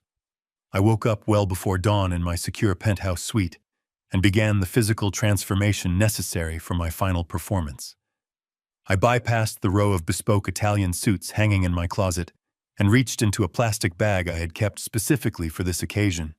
I pulled out a frayed, oversized suit that hung loosely on my frame. I had deliberately starved myself of sleep for the past 2 nights to ensure the dark circles under my eyes were genuine and pronounced. My hair was uncombed, and I practiced a slight tremor in my left hand. I needed to look like a man whose spirit had been entirely crushed by the overwhelming weight of betrayal and financial ruin. I took a plain yellow taxi to the municipal courthouse, ensuring I arrived 15 minutes early. I walked up the wide concrete steps with a slow, shuffling gait, keeping my shoulders hunched and my gaze fixed firmly on the ground. When I pushed open the heavy wooden doors of courtroom 4, my assigned public defender was already waiting. He was a young, overworked attorney who knew absolutely nothing about the $510 million resting in my blind trust or the devastating forensic audit I had compiled against my family. To him, I was just another tragic casualty of a ruthless corporate layoff and a bitter suburban divorce. I sat down next to him without uttering a single word, letting my silence convey a profound, exhausting despair. A few minutes later, the heavy doors swung open again, and Cynthia made her grand entrance. She was accompanied by a high-priced, aggressive divorce attorney whose hourly rate likely exceeded my former weekly salary. Cynthia had dressed perfectly for her chosen role. She wore a modest, pale gray dress with minimal makeup, and her posture radiated a practiced, fragile sorrow. She walked to the petitioner table directly across the aisle from me. She did not look in my direction. Instead, she immediately pulled a crisp white tissue from her purse and began dabbing delicately at the dry corners of her eyes. She leaned over and whispered something to her lawyer, projecting the image of an emotionally exhausted woman who had endured decades of neglect and was simply seeking a peaceful escape. The judge entered the room shortly after. He was a stern-looking man with silver hair and a deeply lined face who commanded instant authority. As he took his seat at the elevated bench, he peered over his reading glasses and scanned the room. His gaze landed on me, and I immediately saw a brief flash of genuine pity register in his eyes. I looked entirely pathetic. I looked like a discarded relic of a man who had completely surrendered to the harsh realities of a cruel world. The judge cleared his throat and officially called the proceedings to order. He instructed the lawyers to present the final division of assets for judicial review and permanent ratification legally. Her lawyer stood up confidently and began to aggressively outline their demands. He painted a masterful portrait of a stagnant marriage, claiming that my recent sudden loss of income and my complete lack of future earning potential made it entirely necessary for Cynthia to retain the primary marital residence. He argued that forcing a sale of the property would cause his client undue emotional trauma and severe financial hardship. He formally requested that I surrender all claims to the equity in the house, relinquish any rights to spousal support, and walk away with only my severely depleted personal checking account and a rusted 10-year-old sedan. When he finished his lengthy speech, the judge turned his attention directly to me. He asked my public defender if we intended to contest these incredibly lopsided terms. My young lawyer leaned toward the microphone and stated that his client was completely overwhelmed by the circumstances and wished to accept the terms to avoid a protracted legal battle. The judge frowned, clearly troubled by the absolute disparity of the settlement. He looked down at me and asked me to stand. He wanted to hear the confirmation directly from my own mouth. I grasped the edge of the wooden table, allowing my knuckles to turn white as I slowly pulled myself up to a standing position. I made sure my legs appeared unsteady. I looked up at the judge and spoke in a quiet, raspy whisper that barely carried across the totally silent courtroom. I told the honorable judge that I did not possess the strength to fight anymore. I stated on the official legal record that I was freely and voluntarily surrendering my entire equity stake in our marital home. I explicitly relinquished my vehicles, my investments, and any future claim to alimony or financial support from my wife. I declared that I would sign over the property deed directly to Cynthia, now completely uncontested. I lowered my head and added that I simply wanted to find some tiny measure of peace in my remaining years. The judge sighed heavily, a sound of profound institutional resignation. He warned me one final time that I was legally agreeing to walk away from a 40-year marriage completely destitute. I simply nodded my head and whispered that I understood the consequences of my actions. Across the aisle, I saw Cynthia cover her mouth with her hands, masking a massive, victorious smile behind her pristine tissue. Her lawyer gave her a brief congratulatory nod. They fully believed they had just executed the perfect legal robbery. The judge struck his heavy wooden gavel against the sounding block, officially finalizing the harsh divorce decree. He ordered the bailiff to distribute the final binding paperwork for our immediate signatures. The bailiff handed a thick stack of documents to Cynthia first. She snatched the expensive pen from her attorney. She signed her name eagerly, her hand gliding swiftly across every single page. She was absolutely radiating a toxic, triumphant energy. She firmly believed she had just secured a free, unencumbered, multi-million-dollar asset. She thought she was walking out of this courthouse as a wealthy, independent woman who had successfully discarded her useless husband. She was completely unaware of the massive financial time bomb ticking away beneath the foundation of her suburban mansion. She had no idea that I knew every detail about the toxic $1 million illicit secondary mortgage that our son Derek had secretly attached to the property. She did not know that Derek had forged my signature to extract that sum to fund Gregory Thorne and his corporate shell accounts. And she did not realize that by eagerly signing this final divorce decree and legally claiming sole ownership of the house, she was officially assuming total legal liability for that massive unpayable debt. I watched her hand the signed documents back to the bailiff with a radiant smile. I then took the cheap plastic pen offered by my public defender. I carefully signed my name on the final line, securing my absolute freedom. The trap was now locked, and Cynthia had eagerly swallowed the poison. I walked out of the massive double doors of the municipal courthouse, leaving the stale, suffocating air of the legal proceedings behind me. The heavy gray sky above the city had finally broken, unleashing a steady, freezing downpour that immediately soaked through the thin shoulders of my oversized frayed suit. To the casual observers rushing past me with their umbrellas and briefcases, I was nothing more than a defeated senior citizen, a tragic casualty of a ruthless legal system who had just lost absolutely everything he had worked his entire life to build. I maintained the carefully calculated illusion of frailty, letting my shoulders slump and my steps drag across the wet concrete. I walked past the line of waiting taxicabs, deliberately ignoring the dry warmth they offered. Instead, I navigated my way toward a rusted, exposed city bus stop situated at the far corner of the busy intersection.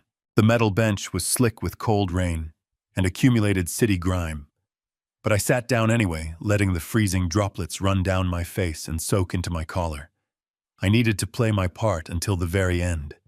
I needed Cynthia and Derek to believe their victory was entirely absolute, that I was utterly destitute, waiting for public transportation in the freezing rain while they celebrated their $1 million triumph. The busy street in front of the courthouse was a chaotic river of honking cabs and rushing delivery trucks, but my ears caught a distinct, powerful mechanical growl cutting through the ambient noise of the heavy traffic.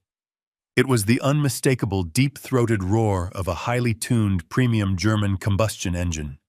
I kept my head bowed, staring at the growing puddles pooling around my scuffed, waterlogged shoes, but my peripheral vision tracked the sleek, metallic silhouette cutting aggressively across 3 lanes of traffic. The vehicle abruptly swerved toward the curb, its wide tires slicing through the standing water and sending a freezing wave splashing violently against the side of the bus stop shelter. A pristine charcoal gray Porsche 911 idled exactly 3 feet away from me. The gleaming sports car sat low to the ground, radiating wealth speed and an aggressive, untouchable arrogance. The dark-tinted passenger window slid down with a smooth, silent electronic hum, immediately releasing the warm, heavily perfumed air of the luxurious cabin out into the freezing street.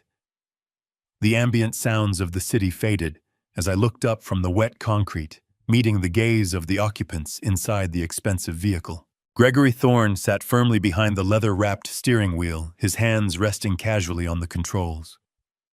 He wore a tailored charcoal suit that perfectly matched the exterior of his expensive car, and a sickeningly smug, victorious smile stretched widely across his handsome face. He looked at me not as a former colleague or a fellow human being, but as a pathetic insect he had just successfully crushed beneath his polished designer shoe. Sitting directly beside him in the passenger seat was Cynthia. She had completely discarded the tragic weeping facade she had flawlessly maintained inside the courtroom just 10 minutes prior. Her eyes were bright alive with a toxic, exhilarating thrill.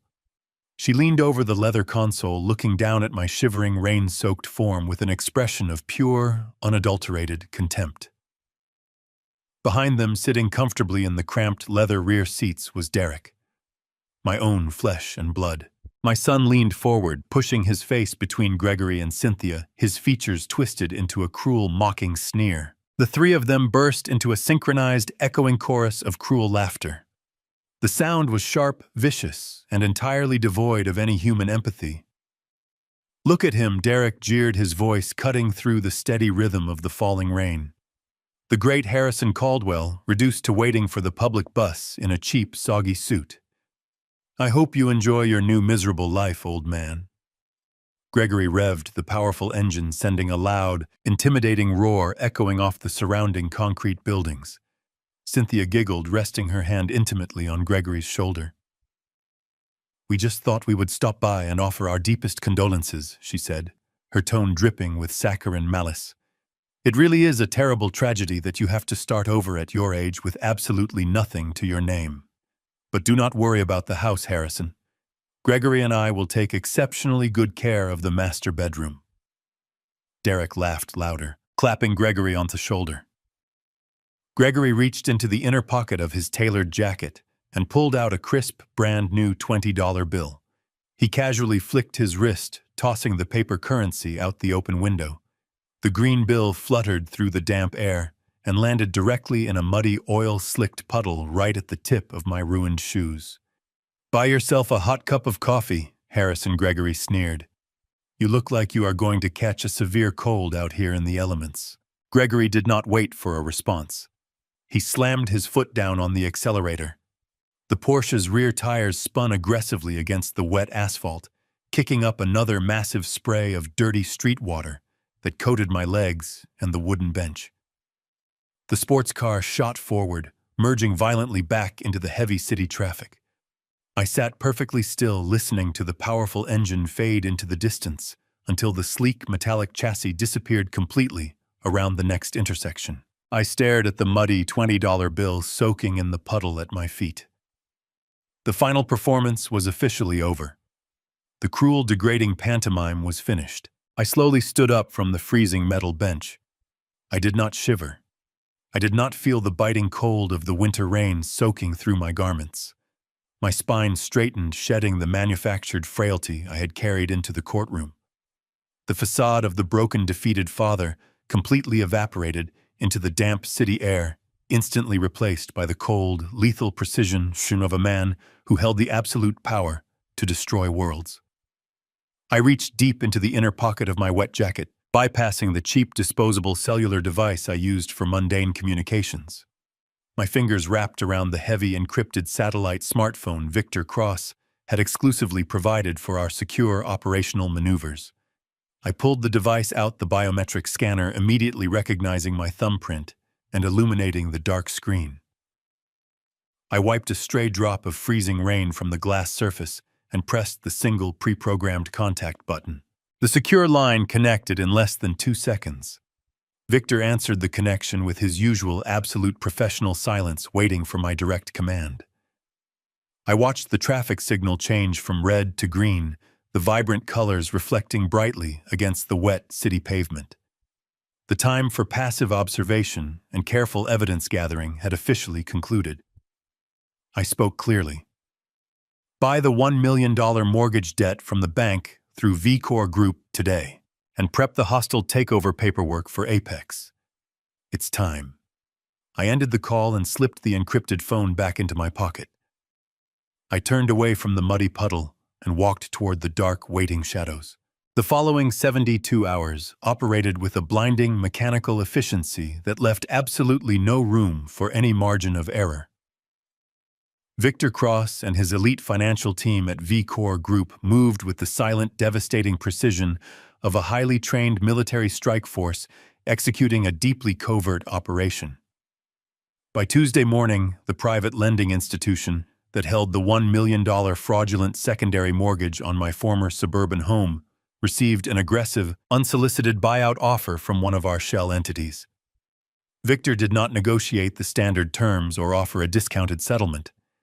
He simply offered to purchase the toxic debt outright, absorbing the massive loan portfolio into the vast, untraceable holding accounts of VCorp Group. The bank executives, entirely unaware of the deep personal vendetta driving the aggressive acquisition, eagerly accepted the massive cash injection to clear their hazardous ledger. They transferred the legal title of the debt in less than 6 hours, finalizing the transaction with complete bureaucratic apathy. I was no longer simply the helpless victim of a massive financial forgery engineered by my treacherous son. Through my secure corporate proxies, I was now the absolute legal owner of the very debt my son had maliciously created to destroy me. I held the absolute power of foreclosure firmly in the palm of my hand. The trap was no longer a theoretical concept discussed in dimly lit rooms. It was a loaded, primed weapon, and I controlled the firing mechanism completely. While Victor managed the complex international wire transfers to execute the hostile takeover of Apex Dynamics behind closed doors, I focused entirely on my own physical resurrection. The pathetic frayed suit I had worn to the courthouse had served its specific theatrical purpose perfectly. But it was time to finally discard the costume of the defeated, broken victim. On Wednesday afternoon, I walked into an exclusive, highly discreet tailoring establishment located deep within the upscale commercial district.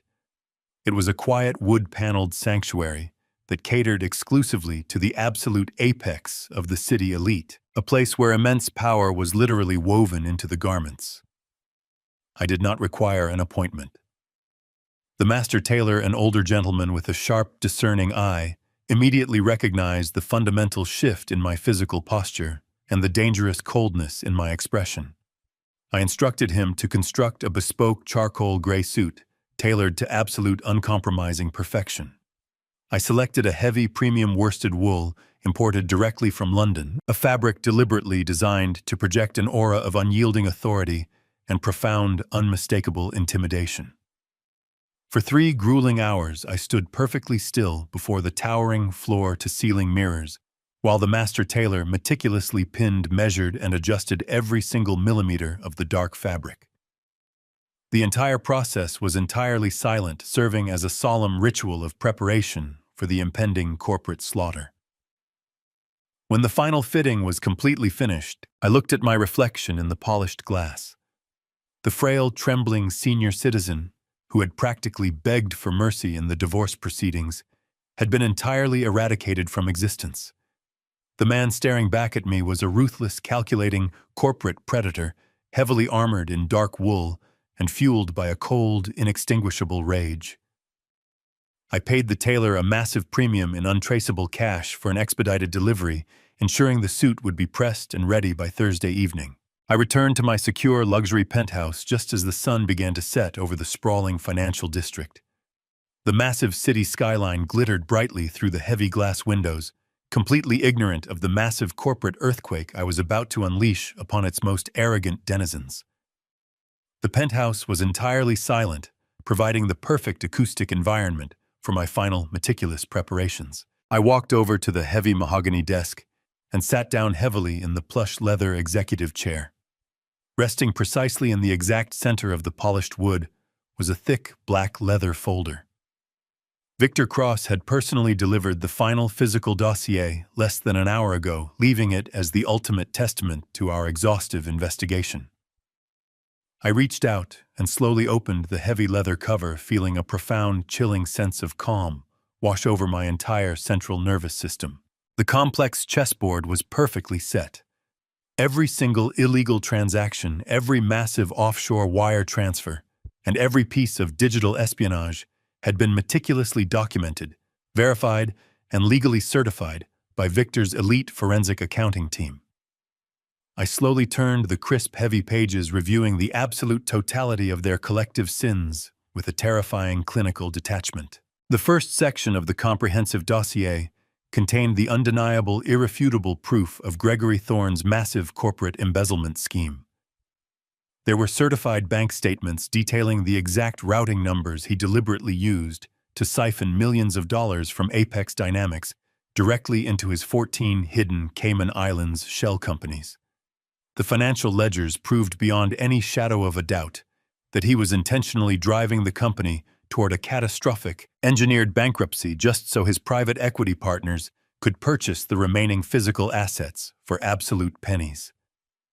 Gregory believed he was a brilliant, untouchable financial mastermind, but the heavily documented evidence currently resting in my hands reduced him to nothing more than a common, incredibly sloppy corporate thief.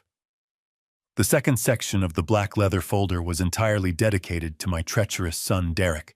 I stared coldly at the high-resolution printouts of the forged digital signatures he had arrogantly used to secure the $1 million illicit secondary mortgage against my property. The digital timestamps perfectly matched the location data retrieved directly from his personal executive computer terminal at the firm. The evidence of his massive wire fraud and direct complicity in Gregory's money laundering operation was absolutely airtight and legally devastating.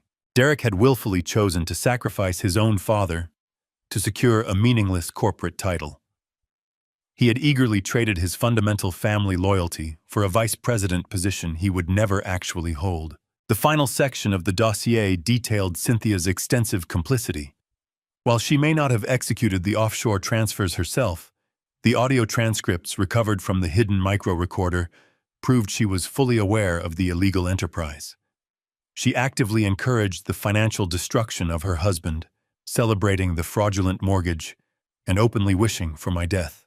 She signed the divorce decree completely ignorant that she legally bound herself to a massive unpayable debt. I closed the heavy leather cover, running my hand smoothly over the textured surface. The preparation phase was officially complete. The agonizing period of silent observation had ended in absolute triumph. There was nothing left to calculate, nothing left to investigate, and nothing to mourn. I walked over to the window, looking out at the towering skyscraper where Gregory and Cynthia celebrated their perceived victory. They falsely believed they won the war without a single casualty. I poured myself a single glass of aged scotch, raised the crystal tumbler toward the glowing penthouse, and took a slow sip. The board of directors meeting was scheduled for exactly 8 o'clock tomorrow morning. The total annihilation of the Caldwell family was only 12 hours away. The absolute endgame had finally arrived for them. It was exactly day 90 of my meticulously calculated exile. The morning sun cast long, sharp shadows across the polished marble floors of the Apex Dynamics corporate headquarters. I stood silently in the darkened corridor, just outside the sprawling glass-walled boardroom. The architectural design of the executive level was entirely transparent, intended to project an image of corporate honesty. Today, that transparency provided me with a flawless, unobstructed view of the absolute peak of human arrogance. I remained perfectly hidden in the peripheral shadows of the executive mezzanine, my bespoke charcoal suit blending seamlessly into the dark acoustic paneling. I did not need to hide out of fear. I remained out of sight simply to allow them to fully savor their final moments of stolen glory. Through the thick soundproof glass, the scene unfolding inside the massive boardroom looked exactly like the coronation of a conquering king. Gregory Thorne stood at the absolute head of the long polished oak table. He was wearing a custom navy suit that projected aggressive authority, his posture radiating a sickening level of supreme self-importance. The remaining members of the board of directors were seated around the table, their expressions a mixture of nervous apprehension and defeated resignation. Gregory had spent the last 3 months masterfully terrorizing them with fabricated financial reports and engineered stock plunges. He had successfully convinced these seasoned executives that the company was on the absolute brink of total financial collapse, and that he alone possessed the brilliant strategic vision required to save them from complete ruin. Seated in the elevated VIP gallery overlooking the corporate table like a queen presiding over her loyal subjects was Cynthia. My former wife had completely discarded any lingering pretense of the grieving, spiritually exhausted woman she had played in the municipal courthouse. She was radiating a toxic, triumphant energy that practically vibrated through the reinforced glass. She was wearing a stunning, tailored crimson dress that deliberately commanded the attention of the entire room. But what truly captured my cold, analytical focus was the jewelry. A heavy, intricate necklace of flawless diamonds rested against her collarbone, perfectly matching the thick diamond bracelets sparkling on both of her wrists. I knew the exact origin of those exquisite stones. They were not purchased with her personal savings or Gregory's legitimate corporate salary. Those diamonds were financed directly by the illicit Cayman Islands shell accounts. She was literally wearing the physical manifestation of my stolen equity and the embezzled corporate funds, openly flaunting the spoils of their grand conspiracy for the entire executive board to witness.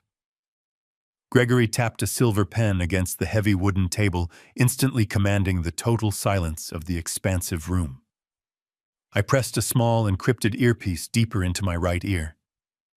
Victor Cross had seamlessly hacked the internal audio feed of the boardroom the night before, allowing me to hear every single syllable spoken inside the glass chamber with crystal-clear precision. Gregory began his address with a low, measured tone, expertly playing the role of the reluctant but necessary savior. "We are facing an unprecedented period of severe financial turbulence," Gregory announced to the silent room. "Over the past several months, we have all witnessed the unfortunate but undeniable decline of our internal revenue streams. The previous leadership allowed a culture of stagnation and systemic inefficiency to deeply infect the core manufacturing departments of this great company." He paused, letting his words sink in, subtly twisting the knife into my legacy without ever speaking my name. I watched Cynthia smile proudly from the gallery, completely intoxicated by the smooth, confident rhythm of her lover's lies. Gregory placed his hands firmly on the table and leaned forward, projecting absolute dominance. "However, I am not a man who surrenders to adversity." Gregory continued, his voice rising with theatrical passion. "I have personally secured an exclusive, highly aggressive capital injection from a private equity consortium. This financial maneuver will completely stabilize our current market position, but it requires immediate, decisive, and permanent restructuring. Effective immediately by the emergency powers granted to me during this fiscal crisis, I am officially declaring myself the permanent Chief Executive Officer of Apex Dynamics." A low murmur rippled through the seated board members, but no one dared to raise a voice in protest. Gregory had completely paralyzed them with the sheer terror of bankruptcy. They were entirely willing to hand him the keys to the kingdom, just to save their own diminishing stock portfolios. "But a king requires loyal generals," Gregory stated, a smug, incredibly arrogant smirk spreading across his face. He turned his attention toward the heavy mahogany doors at the far end of the boardroom. "We need young, aggressive, and highly adaptable leadership to navigate the complex challenges ahead of us. We need financial architects who are not afraid to make the hard, necessary choices to trim the dead weight from our corporate structure. I have identified the exact individual who possesses the ruthless ingenuity required for this new era." Gregory extended his hand toward the entrance. "I am officially appointing Derek Caldwell to the position of Executive Vice President of Global Financial Operations." The doors opened, and my son walked into the sprawling, sunlit boardroom. Derek was wearing an expensive, tailored gray suit that perfectly mirrored Gregory's aggressive corporate style. He walked with a swift, highly confident stride, his chin held high completely, basking in the admiring gaze of his mother. Cynthia actually raised her hands and clapped softly from the VIP gallery, her diamond bracelets catching the bright morning light and sending small fractured rainbows dancing across the glass walls. Derek took his place standing directly beside Gregory at the head of the massive table. He looked out at the seated board members with an expression of pure, unadulterated superiority. He truly believed he had earned this powerful position through his own brilliant intellect. He had completely convinced himself that forging his father's signature, stealing $1 million, and laundering illicit funds for a corporate predator was a masterful display of high-level executive maneuvering. "Thank you," Gregory Derrick said smoothly, his voice echoing clearly through my secure earpiece. "It is a profound honor to step into this critical role. I have spent my entire life watching the old, outdated methods fail. I am fully committed to implementing a modern, ruthlessly efficient financial strategy that will maximize our shareholder value and completely eradicate the pathetic, stagnant mentality of the past." He was openly mocking me. He was standing in the very company I had built from the ground up, with my own sweat and engineering brilliance, utilizing his inaugural speech to insult my legacy. I watched Gregory place a supportive, fatherly hand on Derrick's shoulder, completing the sickening portrait of their unified, toxic family. They were standing at the absolute summit of their engineered mountain, completely intoxicated by their stolen wealth, their illicit power, and their perceived total invincibility. I stood perfectly still in the shadows, letting the absolute reality of their impending doom wash over my mind. They had absolutely no idea what was waiting for them. It was finally time to step out of the shadows and shatter their grand illusion forever. I stepped out from the concealing shadows of the mezzanine and walked deliberately toward the heavy oak boardroom doors. The plush carpeting absorbed the sound of my footsteps, allowing me to approach the glass-walled chamber with absolute, undetected silence. Victor Cross was already waiting in the main corridor, standing perfectly still, with a thick leather ledger tucked securely under his left arm. Flanking him on either side were two federal agents. They were dressed in immaculate dark suits, their federal badges clipped prominently to their belts, projecting an aura of absolute uncompromising legal authority. We did not need to exchange a single word. The meticulous preparation phase was over, and the execution phase was now active. I reached out, placing both of my hands flat against the polished brass handles of the massive boardroom doors. I pushed them open with a forceful, synchronized motion. The heavy oak swung inward, slamming against the interior acoustic stops with a loud resounding thud that echoed like a gunshot through the sprawling sunlit room. The sudden violent noise instantly shattered the celebratory atmosphere. The sycophantic applause that had been rippling through the executive board died in an immediate, suffocating silence. Every single head in the room snapped toward the entrance. I stepped across the threshold, letting the heavy doors close slowly behind me. The bespoke charcoal gray suit draped perfectly over my frame, acting as a suit of modern corporate armor. I walked with a slow, measured, and entirely unyielding stride. I did not look like the broken, defeated senior citizen who had surrendered his suburban home in a damp municipal courthouse. I exuded the cold, absolute authority of a man who possessed the power to dismantle their entire world. Victor Cross stepped into the room directly behind me, matching my deliberate pace. The two armed federal agents followed closely, taking up secure positions on either side of the entrance, physically blocking the only exit from the glass-walled chamber. The sheer level of shock radiating from the front of the room was almost tangible. Gregory Thorne stopped mid-sentence. His jaw went completely slack, and the confident, arrogant smirk he had worn just moments ago melted away into an expression of profound, unadulterated confusion. He stared at me as if a buried corpse had suddenly kicked open its casket and marched directly into his corporate sanctuary. Beside him, Derrick stumbled backward, his hand instinctively reaching out to grip the edge of the mahogany table for physical support. The color completely drained from the terrified face of my son, leaving his skin gray. Up in the elevated VIP gallery, Cynthia physically recoiled. She gasped a sharp, incredibly loud sound that cut cleanly through the dead silence of the boardroom. Her hands flew up to cover her chest, her fingers clutching desperately at the heavy diamond necklace resting against her collarbone. She looked absolutely terrified, staring down at me with wide, panicked eyes, as if I were an impossible hallucination. Gregory was the first to recover his voice.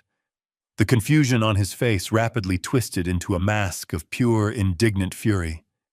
The veins in his neck bulged against his crisp white collar as he slammed both of his hands violently down onto the polished surface of the table.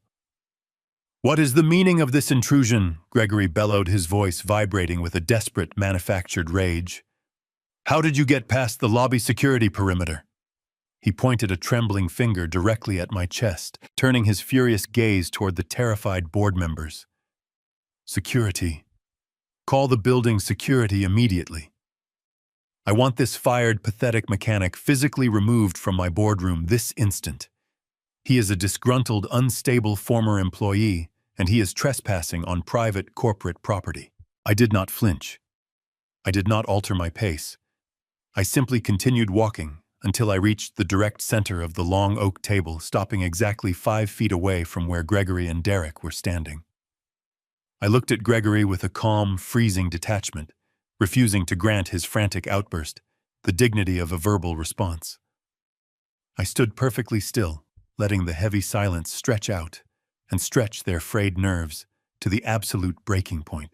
Victor Cross stepped smoothly up to the table, moving with a practiced predatory grace. He did not raise his voice, but his tone carried a lethal, slicing authority that commanded the absolute attention of every single individual in the room.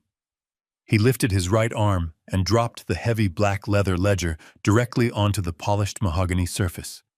The thick binder hit the table with a heavy, definitive crack that echoed loudly through the tense, stagnant air. "I strongly suggest that you watch your tone, Mr. Thorne," Victor stated, his voice radiating a chilling professional calm.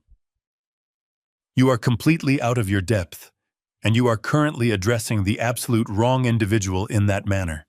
Gregory stared at Victor, his chest heaving with indignant, panicked breaths. "Who the hell are you?" Gregory demanded, his voice cracking slightly under the immense pressure of the shifting power dynamic. "And what right do you have to interrupt an official closed executive corporate meeting?" Victor offered a slow, incredibly dangerous smile. "I am Victor Cross, the Chief Legal and Financial Counsel for VCOR Group," Victor explained smoothly, gesturing toward the heavy black ledger resting on the table. "And the man standing beside me is not a disgruntled former employee. You are currently addressing the new chairman of the board and the absolute 60% majority shareholder of Apex Dynamics." The words hung in the air, incredibly heavy and absolutely devastating. A collective gasp swept through the seated board of directors. The seasoned executives shifted in their leather chairs, casting terrified, confused glances between Gregory, Victor, and myself. They were witnessing a hostile corporate takeover executed with surgical, unprecedented violence. "That is an absolute, complete impossibility," Gregory stammered, his voice dropping to a weak, breathless whisper. His arrogant, commanding posture completely collapsed. He looked frantically at the surrounding board members, searching for confirmation of his own denial. "I possess the majority proxy. I have the secured backing of the private equity consortium. No single individual possesses the capital required to purchase 60% of this conglomerate. It is mathematically impossible. Nothing is impossible when you are dealing with stolen capital." "Mr. Thorne," Victor replied coldly, tapping his index finger firmly against the cover of the black ledger. "Over the past 72 hours, VCOR Group aggressively acquired all outstanding minority shares and executed a hostile leveraged buyout of your supposedly secure private equity partners. The transaction was fully ratified at exactly 6 in the morning. Harrison Caldwell is now the complete, legal, uncontested owner of this entire corporation. He owns the valuable patents, he owns the manufacturing divisions, and he absolutely owns the expensive chair you are currently standing behind." Gregory Thorne physically folded in on himself. He stumbled backward, his knees buckling slightly as he collapsed into the leather seat. Up in the gallery, Cynthia and Derek visibly paled, their triumphant illusions completely shattered by reality. The absolute, inescapable reckoning had finally arrived for all of my incredibly vicious, greedy betrayers. I did not give Gregory Thorne a single second to recover from the staggering weight of Victor Cross's revelation. I stepped forward, my polished shoes making a deliberate rhythmic sound against the hardwood floor. I reached out and placed my hand flat against the heavy black leather ledger resting on the mahogany table. With a sharp, forceful push, I slid the comprehensive forensic audit directly across the polished surface. The heavy binder glided smoothly and slammed right into Gregory's chest, forcing him to stumble backward against his luxurious leather chair. He stared down at the heavy black cover, as if it were a highly venomous, deadly serpent, ready to violently strike his heart. I looked him dead in the eyes, stripping away every single last ounce of his deeply manufactured, completely fraudulent, and utterly pathetic corporate authority forever. "You stole $12 million from this company, Gregory." I stated, my voice echoing with a cold, absolute finality that left no room for debate or negotiation. "You engineered a fraudulent bankruptcy. You siphoned our operational capital into 14 offshore shell accounts, and you falsely believed you were entirely untouchable." I paused, letting the sheer magnitude of his crimes wash over the terrified board of directors. "But you made one fatal miscalculation. You left a massive digital footprint, and the Securities and Exchange Commission, along with the federal authorities, now possess absolutely every single piece of your pathetic puzzle." Gregory opened his mouth to mount a defense, to spin another masterful web of corporate lies, but the words completely died in his throat. He looked at the two federal agents standing near the doorway. The highly trained federal agents did not hesitate for a second. They stepped forward in perfect unison, their expressions carved from solid stone. They bypassed the stunned executives and flanked Gregory on both sides. The lead agent forcefully grabbed Gregory's tailored shoulder, spinning him around and slamming him face first against the reinforced glass wall of the boardroom. The sharp metallic click of heavy steel handcuffs echoing through the silent room was the most beautiful sound I had ever heard in my entire life. Gregory Thorne, the arrogant predator who had gleefully destroyed my family and attempted to steal my legacy, was reduced to a whimpering, utterly humiliated criminal paraded in chains before his entire board of directors. With the false king physically bound and neutralized, I slowly turned my attention to the pathetic prince standing frozen at the head of the table. Derek was trembling violently. The arrogant, triumphant sneer he had worn just minutes ago had completely dissolved into a mask of pure, unadulterated terror. He looked at the federal agents, then down at the handcuffed Gregory, and finally his panicked eyes locked onto mine. He took a clumsy, incredibly desperate step backward, his ridiculously expensive designer shoes slipping slightly on the highly polished, pristine white marble floor. "Dad." "Please," Derek stammered, his voice cracking into a high-pitched, pathetic whine. "You have to listen to me." I did not know what he was doing. Gregory manipulated me. He told me it was just standard corporate restructuring. "You have to believe me, Dad." I looked directly at my own treacherous flesh and blood with a dark expression of profound, completely freezing, and absolute emptiness.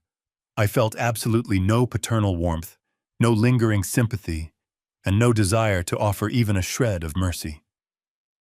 "You honestly, truly believed you were going to be the new executive vice president?" Derek Waffard asked him smoothly, my tone dripping with a heavy, deeply cutting disdain. "You actually thought you possessed the intellect and the corporate acumen to lead this conglomerate?" I slowly shook my head, delivering the final crushing blow to his massive ego. "No, you are not a vice president. You are nothing but an accessory to federal bank fraud. You are a common thief who sold out his own father for a worthless title you were entirely unqualified to hold." I reached into the inner pocket of my bespoke jacket and pulled out a crisp, pristine envelope containing the certified copies of the forged mortgage documents. I handed the damning evidence directly to the second federal agent. The documents clearly display his forged digital signatures, his localized internet protocol addresses, and the exact timestamps of his fraudulent wire transfers, I informed the agent. The agent nodded firmly and stepped toward my son. Derek did not try to run. He simply collapsed. His legs gave out completely, and he fell heavily into a nearby leather chair. He buried his face in his trembling hands and began to sob loudly, the pathetic heaving cries of a broken child echoing pitifully through the massive glass chamber. The sound of Derek's weeping seemed to finally break the paralysis gripping the VIP gallery. The heavy glass door at the top of the stairs burst open, and Cynthia came rushing down into the boardroom. She was moving with a frantic, uncoordinated desperation, the heavy diamond necklace bouncing wildly against her chest. Her perfectly manicured facade was completely shattered. She pushed past the stunned board members and ran directly toward me, her face streaked with tears and twisted into a mask of absolute panic.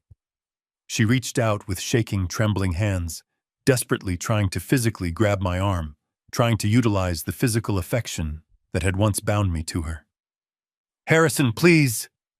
Cynthia cried out, her voice a shrill, hysterical shriek that grated against my ears. "You have to stop this. I am so sorry. I was completely manipulated. Gregory brainwashed me. He told me you were going to ruin us financially. We can fix this, Harrison. We can start over. We still have our home. We still have the house in the suburbs." I looked down at her grasping hands and took a deliberate, measured step backward, refusing to let her toxic touch soil my clothing. I looked at her weeping, desperate face and I smiled. It was a freezing, dead smile utterly devoid of any human warmth or forgiveness.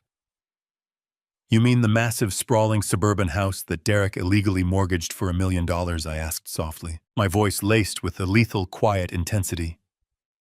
"The house you so eagerly fought to claim sole ownership of during our uncontested divorce proceedings." Cynthia froze, her tear-filled eyes widening as the terrifying realization began to dawn on her.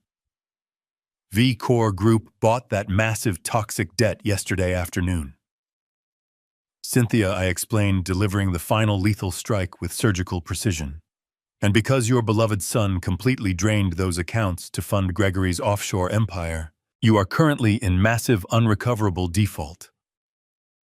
I leaned in, slightly lowering my voice so only she and her sobbing son could hear the absolute finality of their destruction. "You legally assumed total liability for that property, and you have absolutely zero capital to satisfy the outstanding note.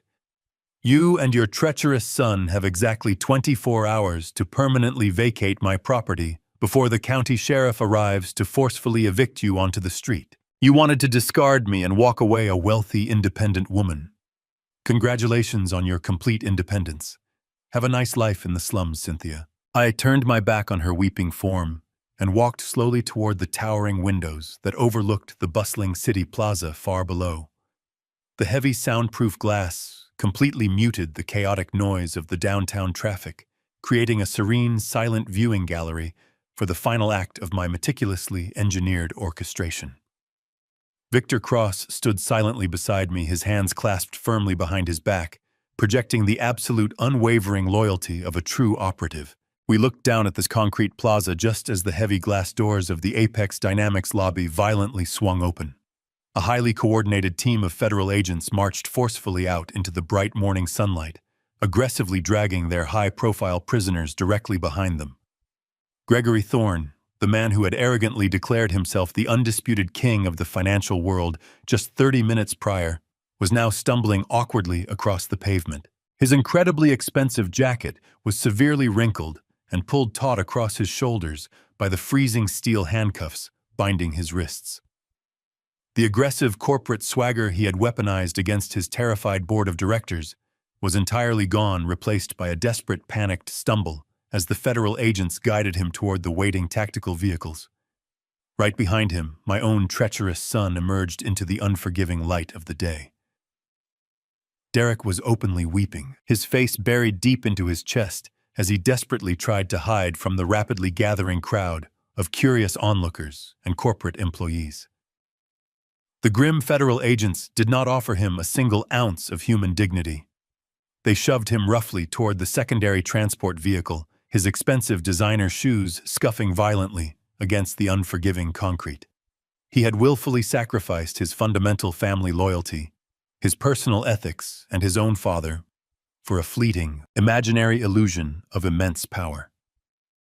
Now he was trading his tailored suits for a federal prison uniform, completely embarking on a miserable journey into the absolute darkest depths of the criminal justice system. I watched with a cold, flawlessly calculating detachment as the agents placed their hands firmly on their heads and forcefully shoved both defeated men into the dark caged interiors of the transport vehicles. The heavy metal doors slammed shut with a definitive, absolute finality that echoed all the way up to my silent vantage point. A brief moment later, Cynthia practically tumbled out of the revolving lobby doors, desperately fighting to maintain her balance on her ridiculously high heels. She had not been formally arrested, but her ultimate inevitable punishment was arguably far more severe. The busy federal agents had completely ignored her frantic, hysterical pleas for mercy, leaving her entirely isolated on the public sidewalk.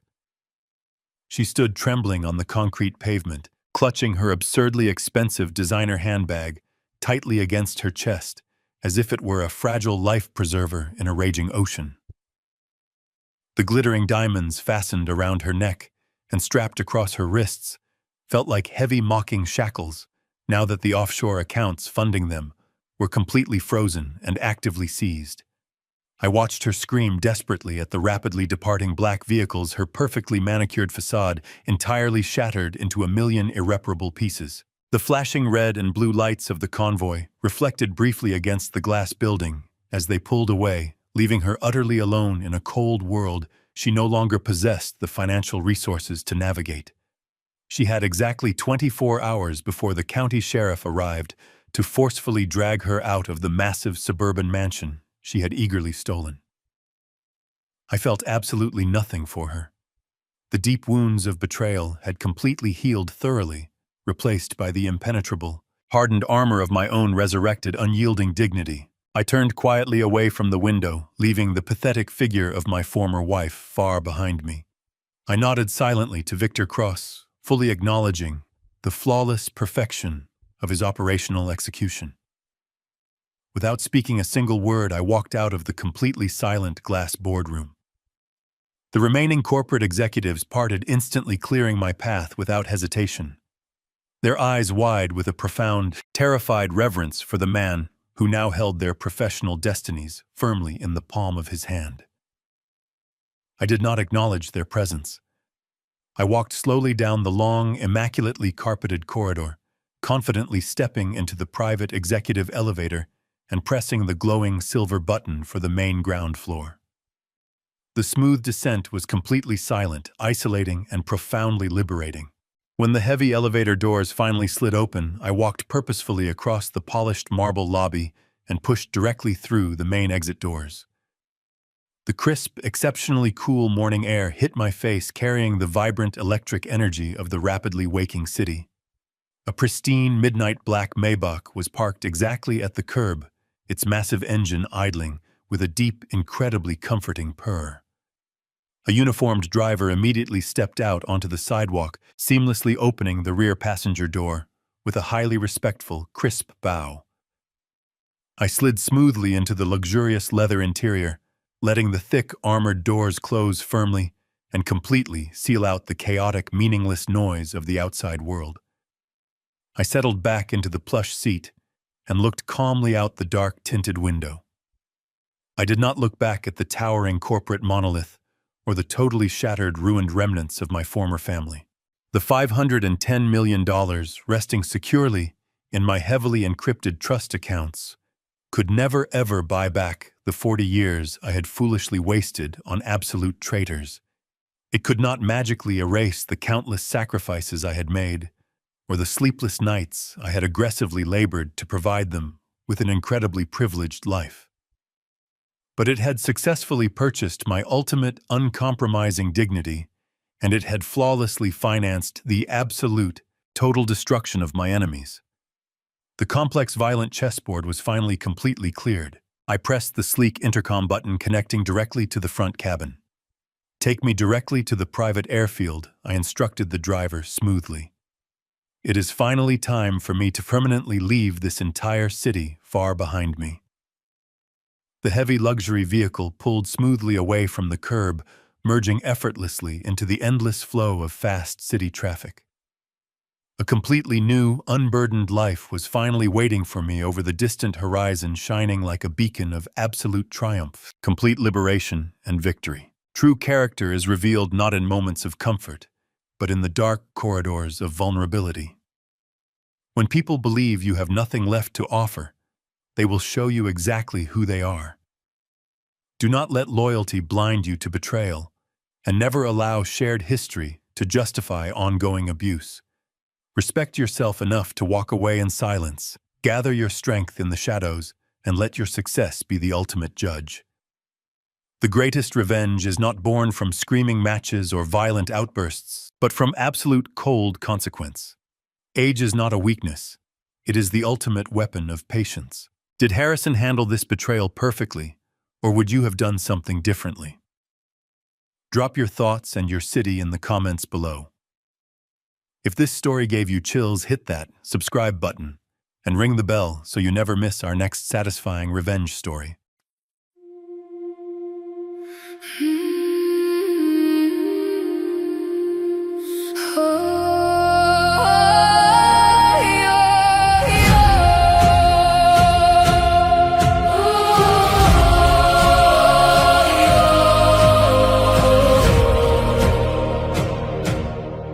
I used to ride upon your shoulders, thinking you could touch the sky. Every road felt less uncertain when I saw the world through your eyes. You were stronger than the mountains, taller than the northern pines. And when the winter winds were coming, you would stand between them and I. Time kept moving like the river, years slipped slowly out to sea. But no matter where life took me, you were always part of me. I am my father's daughter, in every step I take, in every time I choose to stand. When it's easier to break, I carry your courage in my heart, your fire inside my soul. And though the years keep moving on, your love still leads me home.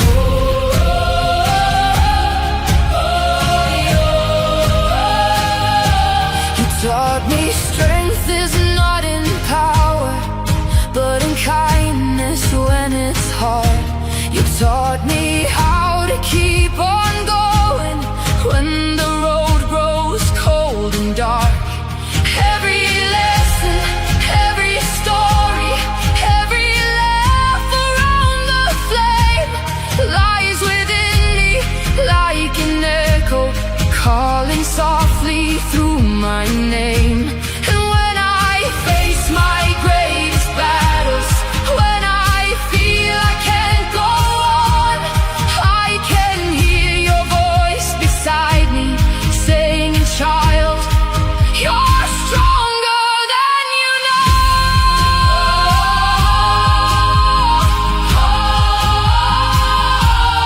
I am my father's daughter, in every step I take, in every time I choose to stand. When it's easier to break, I carry your courage in my heart, your fire inside my soul. And though the years keep moving on, your love still leads me home.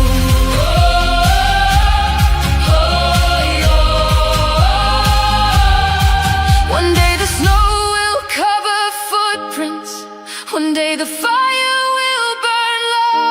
But the things a father gives his daughter are the things that never go.